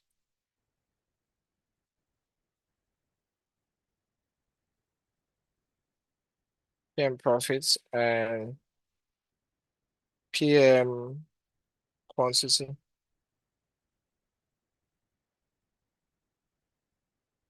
So for our month of months, we're not going to be bringing them in directly. We're going to be copying them so we maintain the format. So what I'm going to do, I'll click on the pivot table and we'll go to design. First thing first, we are taking out the design from this. And then our view will take out our grid lines as well. We'll highlight all these and take out our borders. We don't want no borders on this one.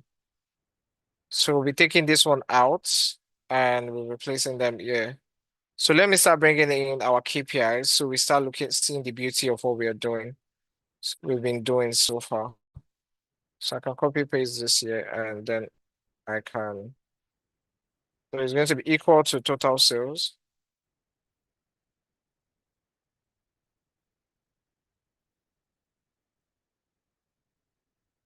So all I have to do is increase it. Let me get a structured format for this before we do the others as well.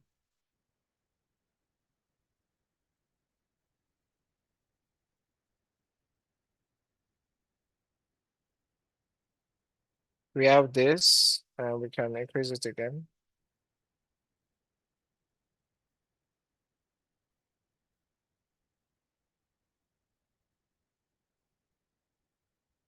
So we have this here. We're going to be bringing the rest in.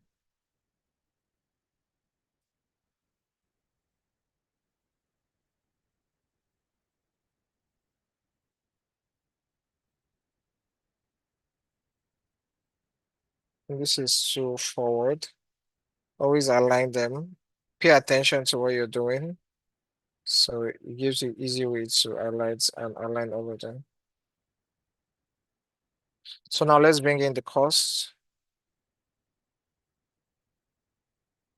So for referencing, that's what we are doing. So we just highlight format paint this. And same thing we'll do for profit again. And we'll do quantity sold. So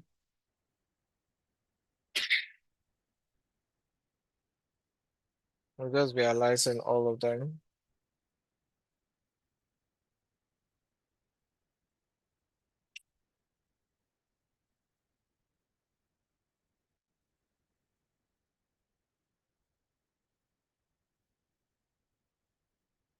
Cost of goods sold done. Our sales as well done. So bringing in our base data already. So the next thing we're doing is we want to add our previous month and also add our month-to-month comparison to it. So let me create like a small identifier where we're going to be placing this. So we can reduce this and we make this PM. So previous months. So it's going to be called PM.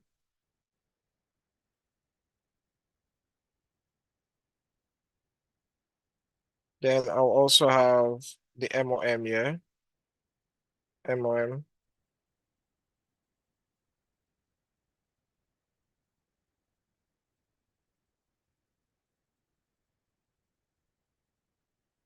We'll have it here, but we're going to reduce the size. or just like a bit small.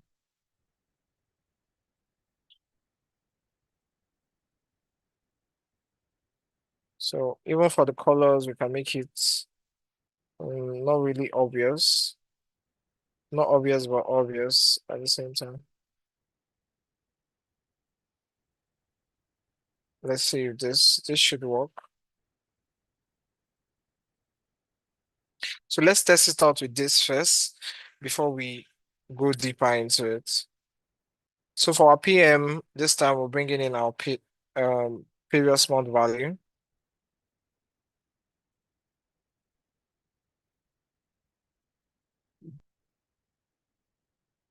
So we do equal to PM sales.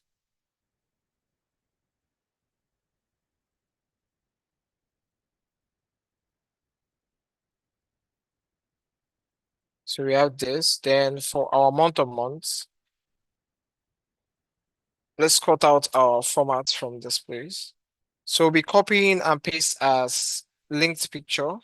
So Control C, then we're going to be paste as linked picture. This is linked picture.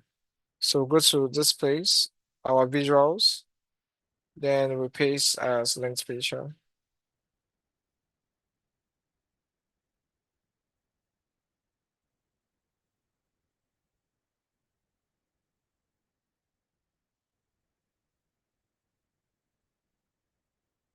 So we have our month of months and we have this. So let me put this in front as well as this again. So let me adjust this, format it to the side. From here, we'll be formatting them. So as linked picture, you can't really do any much format on them, apart from on top of it. So I'll be formatting this to the side. Yeah, so we have that.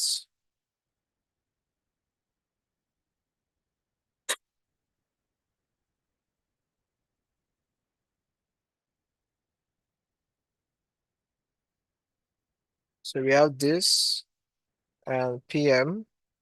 So we can copy this. No, let me click up to this point. So we bring in this three. So rather than repeating the same steps, you can always just copy and paste it and just have them out here. Then you start bringing in the rest of them.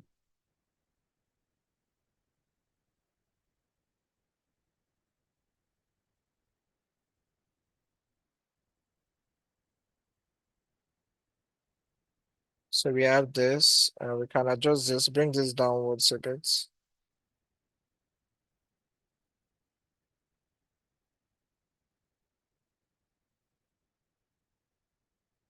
So now we'll be bringing in our PM cost of goods sold.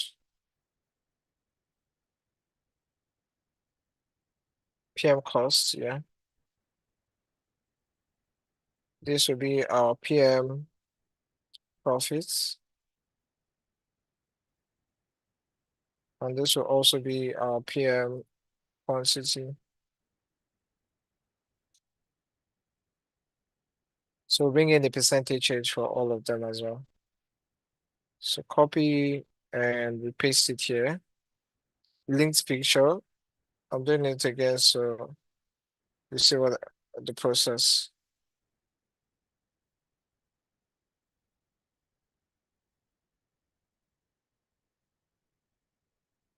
Always pay attention to what you're doing. Make sure you're labeling and what you're copying or the values you're bringing are the same thing. So copy is still copied. So paste as link picture. I went to paste it directly.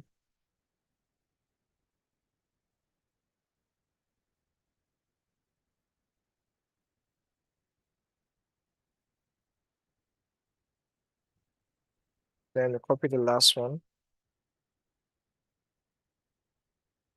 Made a mistake again.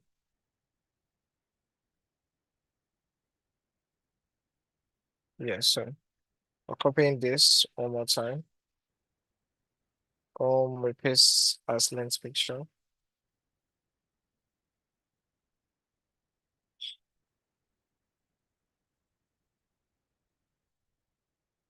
So we have this in place.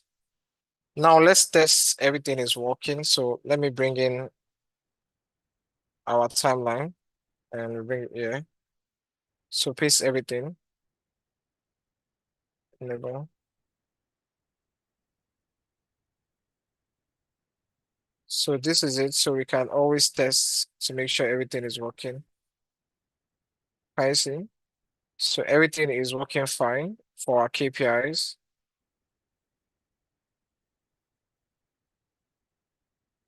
We still need to find a place we are going to place our timeline because we forgot to add it to our structure.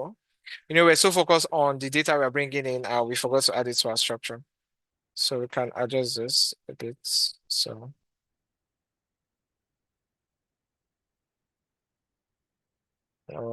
I have to reduce this.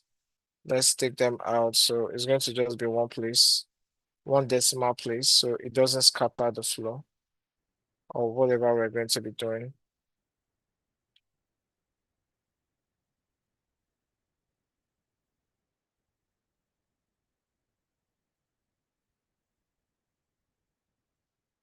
Okay, so everything looks good. Everything is working perfectly. And now let's start bringing in our data set again. So sales by states, let's bring this in. So go to inserts and we're using our map charts this time. So it works when you have network connections in your. So it's supposed to load up now. So waiting for it to load up.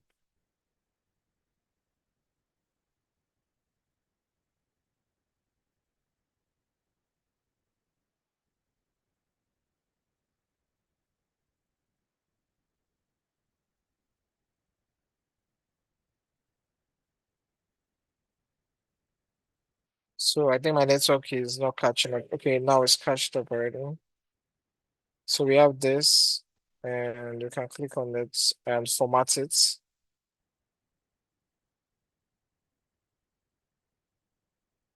And we can series color. So we have our IS value. So for our IS value is going to blend in with what we are doing. So we'll go to our color picker again. So we can make our IS value dark.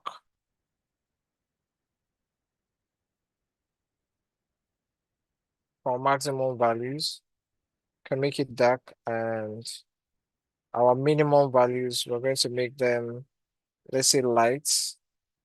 So let's copy out another color. Adjust friends.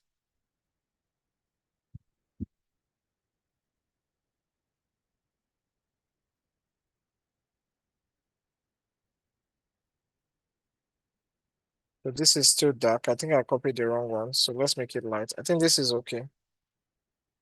So for this, let's add borders, please. Yeah, so for solid fill, we can make it very light, like very, very light, or something abstract. Let's get a color for this.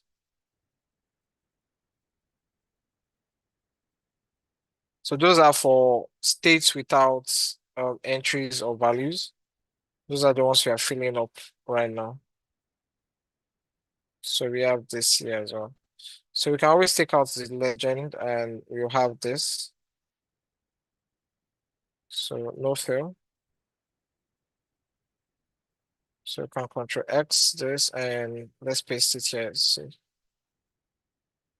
So no fill again. We don't no fill.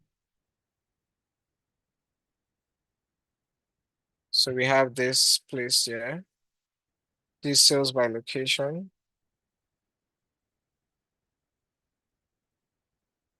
As you can see on here.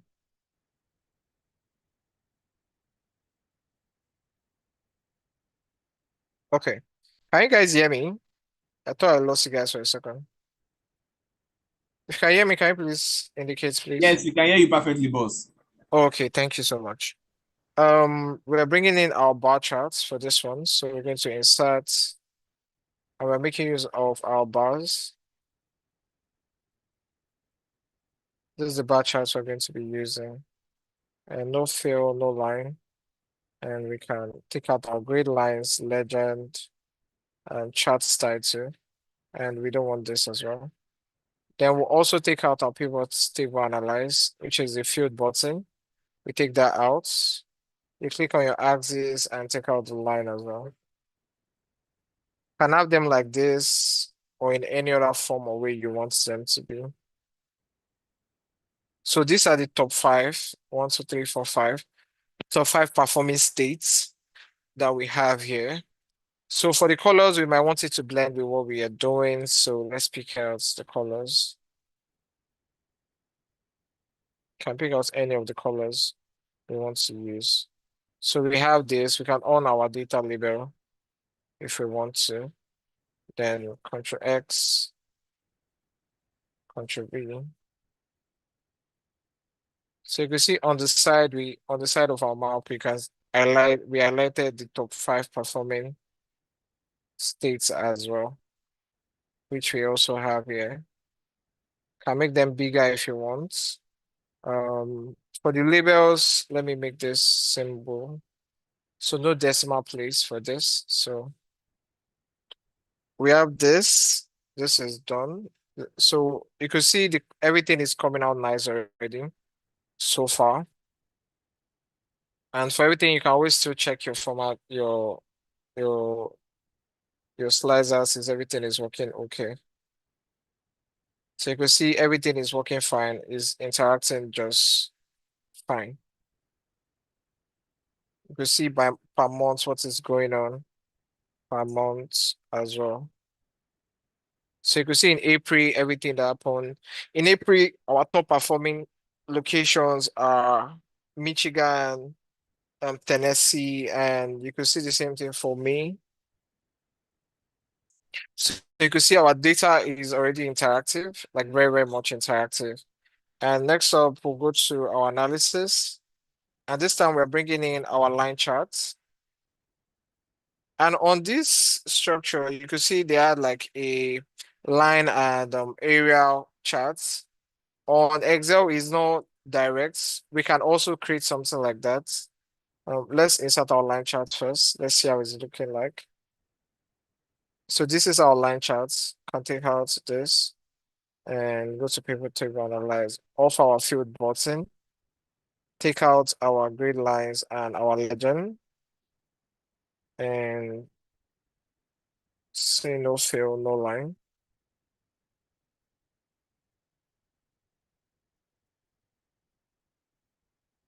So we have this. We can smooth this up. We have this. And we can always add like drop lines if we want. We go to design and add elements. So we want to add lines. So we're adding drop lines. So these drop lines can just be like this. So maybe we'll make it not reduce the size of it and we don't make it so transparent. So, but you can always adjust your line the way you want your line to look like. So most times I always like to add the arrows, the pointers at the end and the beginning. So we have this, and then we can reduce the weight of the line to make it slimmer. And you can even make it dots, but I don't know. Does it make sense? Yeah, it's okay. So you can add data labels to yours too, if you want to. So you could see the trend by month and no line of them. And we can bring it out here. You see, we want to see, we just have to adjust this to fit in. And we have all this here. So it's okay now, all good. You can see in April. So you can see our sales trend. Our sales by week is also performing, is doing its work, as you can see. So our dashboard is almost done. It's coming out quite beautiful and well structured as well. So let's bring in the remaining values that are remaining. So which is our sales by product.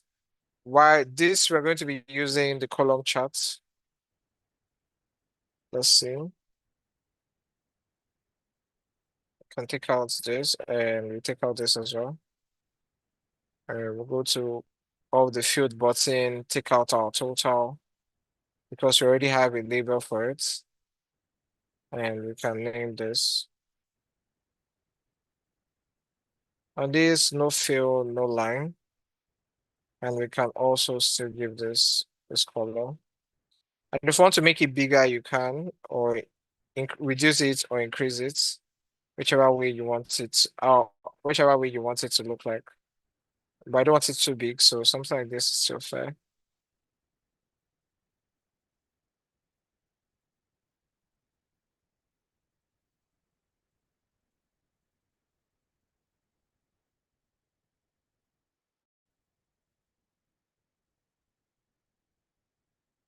And the grade line is still on, but I don't see the grade line is not that bad, so I might just have to leave it. Let me increase the bars a bit.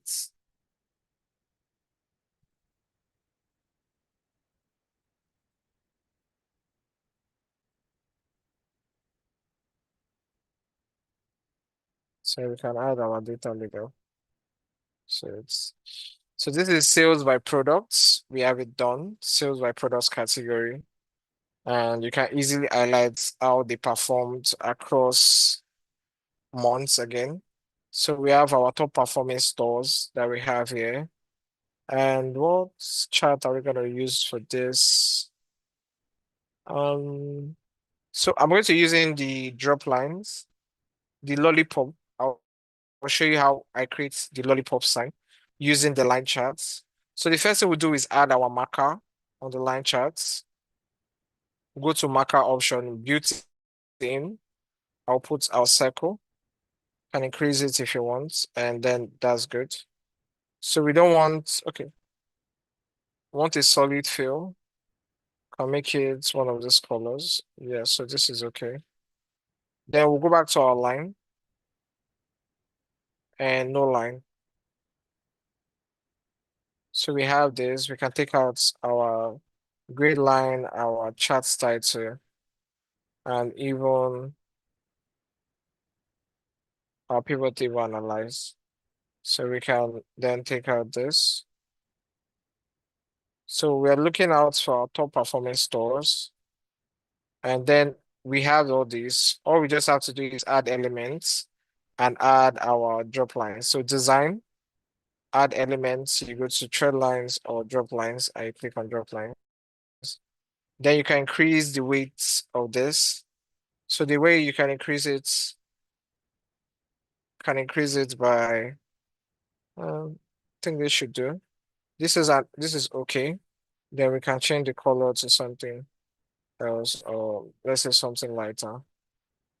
And we can reduce, make it more transparent or something.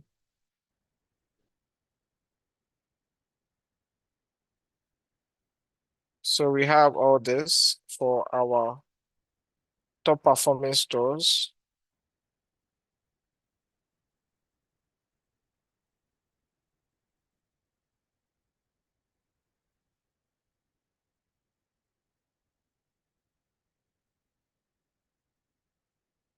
No line and no fill. Can have this here. And you can put on your data label as well. So far we've been able to get like a whole structure and build our dashboard very clean and neat as well. So you can also confirm and see how everything responds accordingly. So now we just need to place our timeline. So how do we place our timeline that it doesn't disrupt whatever we have going on already? So we have all this going on here, and how can we structure this that it doesn't mess up with what we already have going on?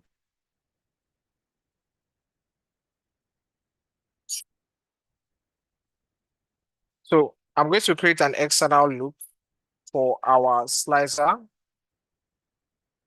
I'm going to create an external loop for our slicer, and that's what we're going to be doing. So let me create the background for our slicer. It's going to be on the side. It's going to be on the side. Let's say on here, we're going to put our sliders on here. So let's create a background for it. We're going to insert our shapes first.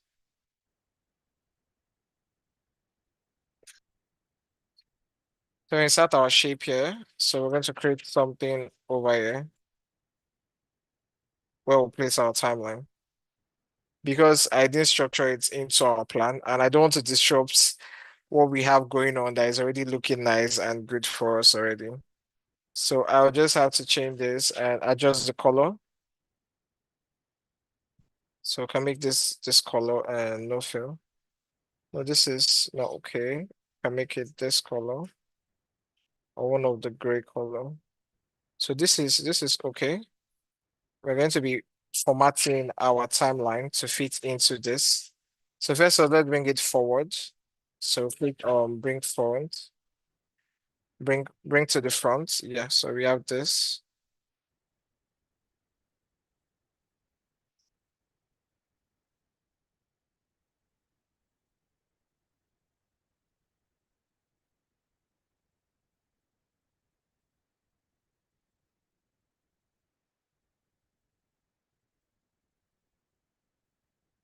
So now let's format our timeline. That's what we're going to be doing. We're going to be formatting our timeline to look like this, to fit into what we are doing. So let's go to our color picker. So the background of our timeline is going to be this, so it blends in with the background we created for it. So we copy that, click your timeline, and click on timeline, and you go to this format, new timeline now. So the old timeline is what we're changing. The fill, more colors, custom, and we paste this here. I'll click OK. We don't want any borders, and the font, we leave it at 10, and it can just be black. I'll leave it as black as well, so click OK. So this is how it's going to be looking now. Look at the preview, and we can go to period selected label. Can you see? We selected, you want the color to be changed to something else, and you click OK. So time level, you also want the format or the colors to change. So I'm going to leave this like that. And so the time block is what we're going to be doing. So the selected time block, now we want it to be dark. So we're going for a dark color like this. So no, okay, yeah. I will paste it here, I'll click OK. And the borders, we don't want no borders, I'll click OK. So the unselected block, how do we want it to look like? We can just pick the ash is okay for me. So this is how it's going to be looking like. And we can click OK. So now for it to get the format to go to timeline, our custom format is here. So we have this here. You can see our format is blending into it directly. And yeah, that's how we have all this in place. So you can see everything is working just fine.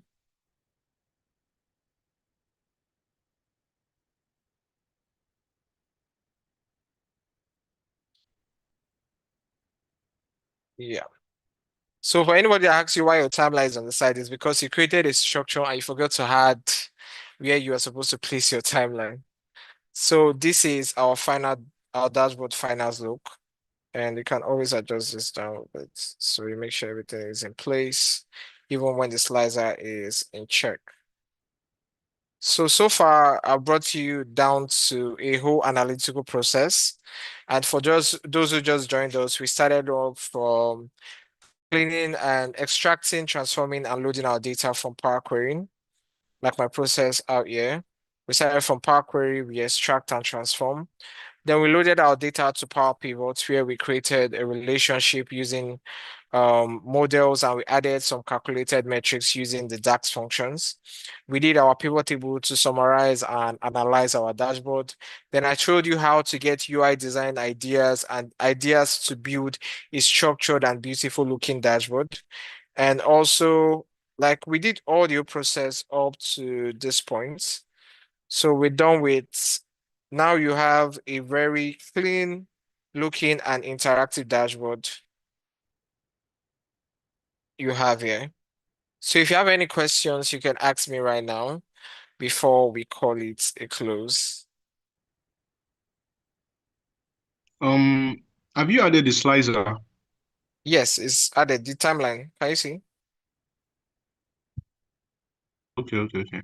Yeah, so the slider is what's controlling it. You can see the figures are responding when we move the timeline. So the timeline is what we are using, not the slicer. We're using timeline for this. That's what makes it interactive. And we are making it interactive by months, as you can see Oh, out there. but is there any difference between the slicer and the timeline? Okay, timeline works with dates. So your date is Oh, what powers it. So this is like you're tracking your time series, like you want to know what's happening month by month, which we did for this analysis. And if you want to know what is happening, like per, I mean, any other values, then you use your slicer. But for the timeline is structured for your dates. It powers your dates. So in a case where you have okay. years and months, you can easily find out everything. But this one, we just have only 1 year, which is 2023. And for quarters, we have 4 quarters, and we can also do by quarter as well, all Okay, at the thank same you. time. Yeah. So, but we're dealing with months. So this is what we're going to be doing with. So any other question? Hello, Freedom. Can you hear me? Yes, I can hear you. Hello, man. Congratulations for the lovely dashboard and everything is neat now. So, where could you share the data set or all the tables, please? Yes, the data Because sets will be shared. I think it should be shared already. I think you asked the Yeah, Olushola. Mr. Freedom, very sorry. So we send the data sets via email with the Zoom link as well, but we are going Yeah. to send it with the recording again to everyone. Okay, okay, okay, cool. okay, Thank you very much, sir. Thank Thank you. you. okay. Cheers. Thank you. Hello, good So afternoon. Sorry, please, I'm not sure is everybody on here that have registered because I actually just got a Zoom link today via Mr. Freedom's LinkedIn page. So I didn't get to see the registration link for the Okay, Mr. Temitope. So we are going to so we still have some announcements to make before the ending of this class. So kindly stay tuned to the end of this section. Oh, okay, thank you. Thank you so much. Thank You're you. welcome. any other questions? Based on the analysis I did, or maybe something you work on Excel that you need answers to, you can ask now as we are wrapping up. Hello, Hi, good afternoon or good evening. good evening to you. Thank you so much for taking us through. I have one question. Yeah. Could you help me to, how do you come up with the list of questions you want to answer always when you have a data set to analyze? How do you determine what you need to bring out from the data set? Okay. Thank Yeah. So for this case, if you're working with real data, chances that your stakeholders or your manager would tell you the kind of questions they want answered. But in a case where we are practicing just like we're doing today, you can use AI to generate questions for your data by just giving it a little portion of what you're trying to work on. You could just tell AI that I'm working on a sales data with so and so values, with so and so columns. What do you think is the best acts, or just tell you to act like my stakeholder at this point and give me possible questions that you feel a stakeholder will need to answer from these data sets. So that way you have like a whole different point of view. Because if you think about coming up with questions on your own, you might really not be answering the main exact question, because most times we don't have the domain knowledge of some spaces.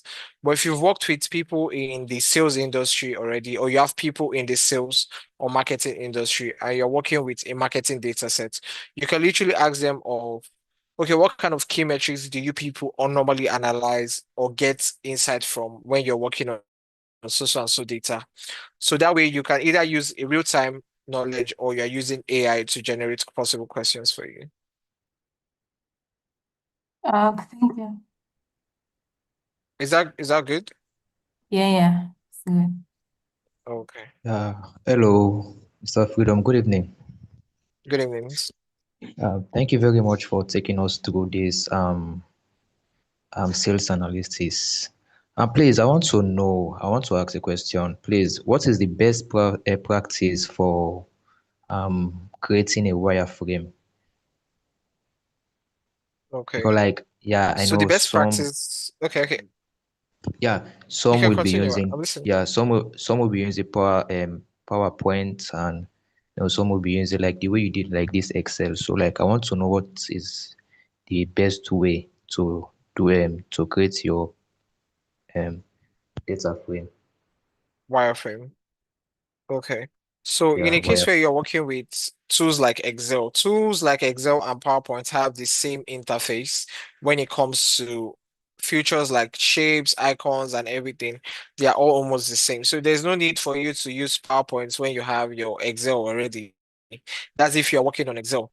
But in the case you're working on Power BI or any other um visualization tool, you could structure your wireframe on PowerPoint. So even when you structure on PowerPoint, you can easily export it into your Excel sheet. Like it's very easy. I can export this directly into my PowerPoint easily because they are all under the same, they have the same similar features and everything in place. So just like how I can build a dashboard using PowerPoint. So it's similar to each other. So if you're working on Excel, you use your wireframe in everything done Excel. Then when you're working with tools, other tools, you can use PowerPoint. You hear people use Figma. Figma, people use Canva. So depending on the kind of visualization tool you're making use of will determine what kind of tool you're going to use to build your wireframe. I have a video talking about that where I explain how you could use PowerPoint to build wireframe for Power BI and Excel as well. So you can check out my YouTube channel for that. Okay, thank you very much, sir. You're welcome.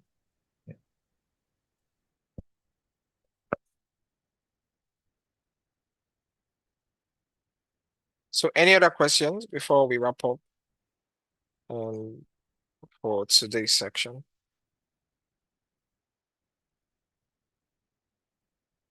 So that means everybody understood all I explained today and we are good to go, right? So Mr. Freedom, please, someone asked in the chat box, what is the right size for a dashboard wireframe in case I use Figma? In So I case you like what, use Figma. yeah. I don't use Figma, so I don't have the right answer to that question. But most times, if you're using, I always use the same structure of my PowerPoint size. So if I open the PowerPoint structure, that's most likely what I use. So use the PowerPoint structure because the slide structure, this size, this exact size, I've forgotten what's the size again. This exact size is like a very good size for your dashboard for anything you build on Excel or Power BI. This size here is like a very good size. Let me start a shape to get like an actual dimension size for you. So for this shape, you can see the weight is about 13.33 and the height is about 7.5. But depending on the kind of structure you want, if you're building a report, you might want it to be in a portrait form, and that way you want it longer than your actual size. You can always readjust the size of your your PowerPoint or your Figma as well.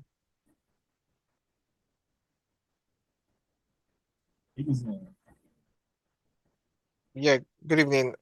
Zainab, you have a question. You're raising your hands. You can ask your question. Good afternoon, Mr. Oboh. Yeah, good afternoon, Zainab. Okay, so my question is this. For someone like me, I practically know how to use Excel to build dashboard. But over time, I've noticed that I've only been using only one template. Despite data set, data visualization. So how do Yeah.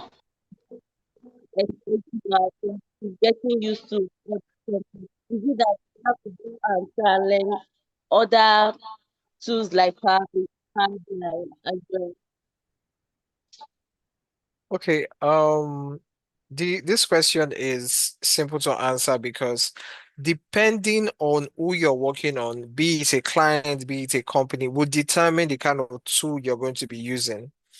But to always be on the safe side, it's always good to also have like a visualization tool like Power BI or Tableau on your side, just in cases where they don't want you to work with Excel, then you have Power BI to also work with.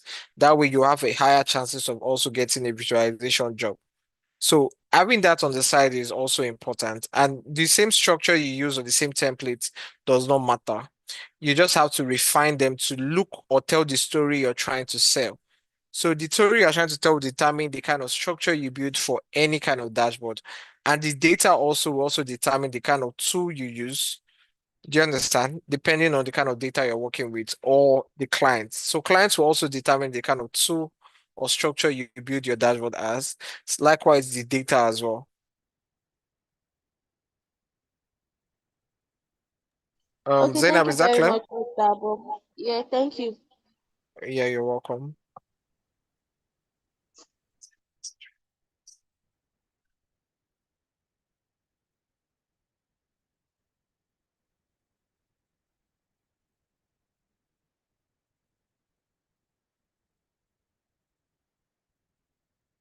So guys, if that's all the question for now, we can let me stop share my screen so I could hand over back to I can hand over back to my bosses. And I'll also share a copy of this file we used for today's session. So anybody else can also look through it and work with it. So thank you so much for having me. And if you're watching up to this point, I really do appreciate your audience. And thank you guys for coming together to see it to this point. So I appreciate thank you, Oladosu and CodeSphere for having me. Thank you so much. You want to say Yeah. something? Yeah. Okay, you Yeah. can continue. You can continue. Okay. Okay. I think someone have a question. Okay, you can ask your question. Sorry, Yeah, anyone bro. want to ask a Okay. Yeah, you can continue. Yeah, Lovely. good evening. Yeah, I Good wanted to evening. ask, the data sets used, is it available for us to access? And Yeah. Yes.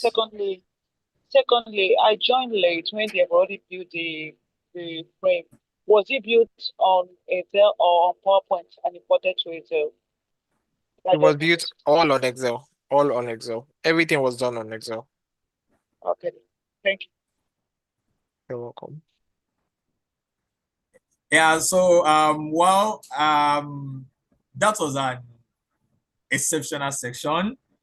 And everyone, let's take a moment to appreciate our facilitator, Mr. Freedom Oboh. Thank you for delivering such deep practical value. And seriously, I really enjoyed this section a lot.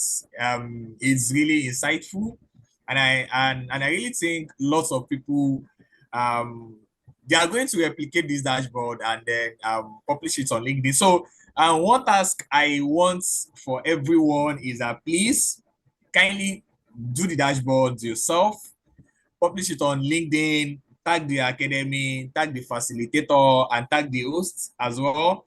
And so that we will be proud to, and also our facilitator will be proud to have trained set of data analysts looking up to be like him as well. And so we are really glad to have our facilitator. Thanks so much, and your clarity, your energy, and the way you really simplify the Excel for everyone today was outstanding. Thank you so much. At some points, I was like, did you use Power BI or you are using PowerPoint? It's really insightful. It's really insightful. Please, everyone, let us show our appreciation. Drop a round of applause, a thank you, or your best emoji in the chat box. Let us make the charts come alive for him, guys. So let us give him a round of applause, everyone. And let's give him a thank you in the chat box, please, guys. Let's give him a round of applause. Yeah, so Mr. Freedom, thank you so much. We really appreciate, and we are really glad having you on board. Yeah, so before we continue, so I'm going to continue by here. I would like to invite someone as well, in order not to waste much of our time, whose leadership and vision continue to shape the direction of our learning community. Our head of data and AI at CodeSphere Hub. I'll say she has been instrumental in driving our program, guiding our strategy, and supporting learners across different stages of tech journey. So please join me in welcoming our head of data and AI, Miss Irat. I don't know if I correct, if I pronounce it perfectly. So kindly join me in welcoming her. Thank you. Good afternoon, everyone. My name is Irat Adeoju Ariyon. Thank you very much, Mr. Oladoso. And that was an amazing session for Mr. Freedom. I enjoyed every bit of it. Like Mr. Oladoso said, at some point I was confused whether I was still on Excel or Power BI. But that was a good session. I hope everyone was able to learn one or two from that. And just like Mr. Oladoso said, I'd appreciate if everyone tries to replicate this and post it on your LinkedIn profile or your portfolio. That would be very helpful. So as the head of AI and data, one of the things I believe is that data is the new language and opportunity. And AI is like its primary operating system. So at CodeSphere Hub, we are not just teaching skills, but we're equipping you to speak this data language. Our vision at CodeSphere is very simple. It's to make sure that we are not just training people, but also making sure that they're not just mere consumers, but also architects or creators of this next waving opportunities of AI and data science. I apologize for not sharing my screen today. I'm in a public space. I just made sure to create time to speak with everyone. If there's any question anyone has, you can always drop it on the community group and other platforms like LinkedIn. I think Mr. Oladoso has included the phone number you can reach out to if you need to join our WhatsApp group. So always know that at CodeSphere Hub, we ensure that there's always a peer-to-peer learning loop. It's not just that you're having mentors, but you're having a community of people with the same career goals, which is something I always try to advocate. Make sure you're in the midst of people with the same career goals. It makes it easier. It makes it better because you can always ask questions and know when you're lagging behind. It's a great one today. Thank you very much, Mr. Freedom. Thank you, Mr. Oladoso. Like I said, if anyone has a question, you can always reach out to us on the WhatsApp group. Okay. Yeah, so thank you so much, Ms. Ayat, for those inspiring words and for your leadership in shaping the data and AI vision at CodeSphere Hub. So to everyone who stayed with us to this point, thank you for your energy, your participation, your question, and your energy in bringing this into today's section. So day one has been perfect, powerful, and insightful. Now, before we close, so I want you to stay tuned because tomorrow we continue. By God's grace, I think we had an issue with the Zoom link. I think sending a previous link, so we are very sorry for that. So we are going to resend the link for tomorrow. And likewise, we also have something exciting coming up, guys. We have something exciting coming up. November 29, we have a career section with the team harnessing data for smarter business decision. So the flyer will be out by God's grace this coming week. So I want everyone to be there as well. So as I've said earlier, at CodeSphere Hub, we have different programs that have been rolled out from career section to free masterclass and the like. So And finally, for those preparing to become Microsoft certified data analyst associates, we are launching a completely free 1 month exam preparation program. So we are launching a completely free 1 month preparation program for the Microsoft Power BI Data Analyst Associate exam. We are starting December 13, 2025 with my senior colleague, Miss Irat, and the head data and AI at CodeSphere Hub. So you'll be gaining full preparation, including the entire exam structure, the data preparation using Power Query, data modeling, and DAX, so and lots more, and lots more. So it will be a 1 month intensive hands-on program, and seats are extremely limited. They are extremely limited. So generally, we are giving more priority to those in our community. So if you want to join the community, we will send a Google form attached to it to join the community when the flyer is out. So ensure you fill the form to join the community. So you are invited, and not just to the community alone. So thank you once again for being here. Practice what you have learned today. Stay connected in the community platform, and see you tomorrow for day 2. And likewise, don't forget, ensure you replicate this dashboard and let everyone see it on LinkedIn. Let everyone be surprised. Do you use PowerPoint? Is it Power BI or is it Excel? I really love today's section. I really love it a lot. And don't forget, we are still having the section tomorrow ending with our Excel expert as well, Mr. Victor Chidera. Likewise. So guys, see you tomorrow for day 2, and have a great evening. Thank you guys.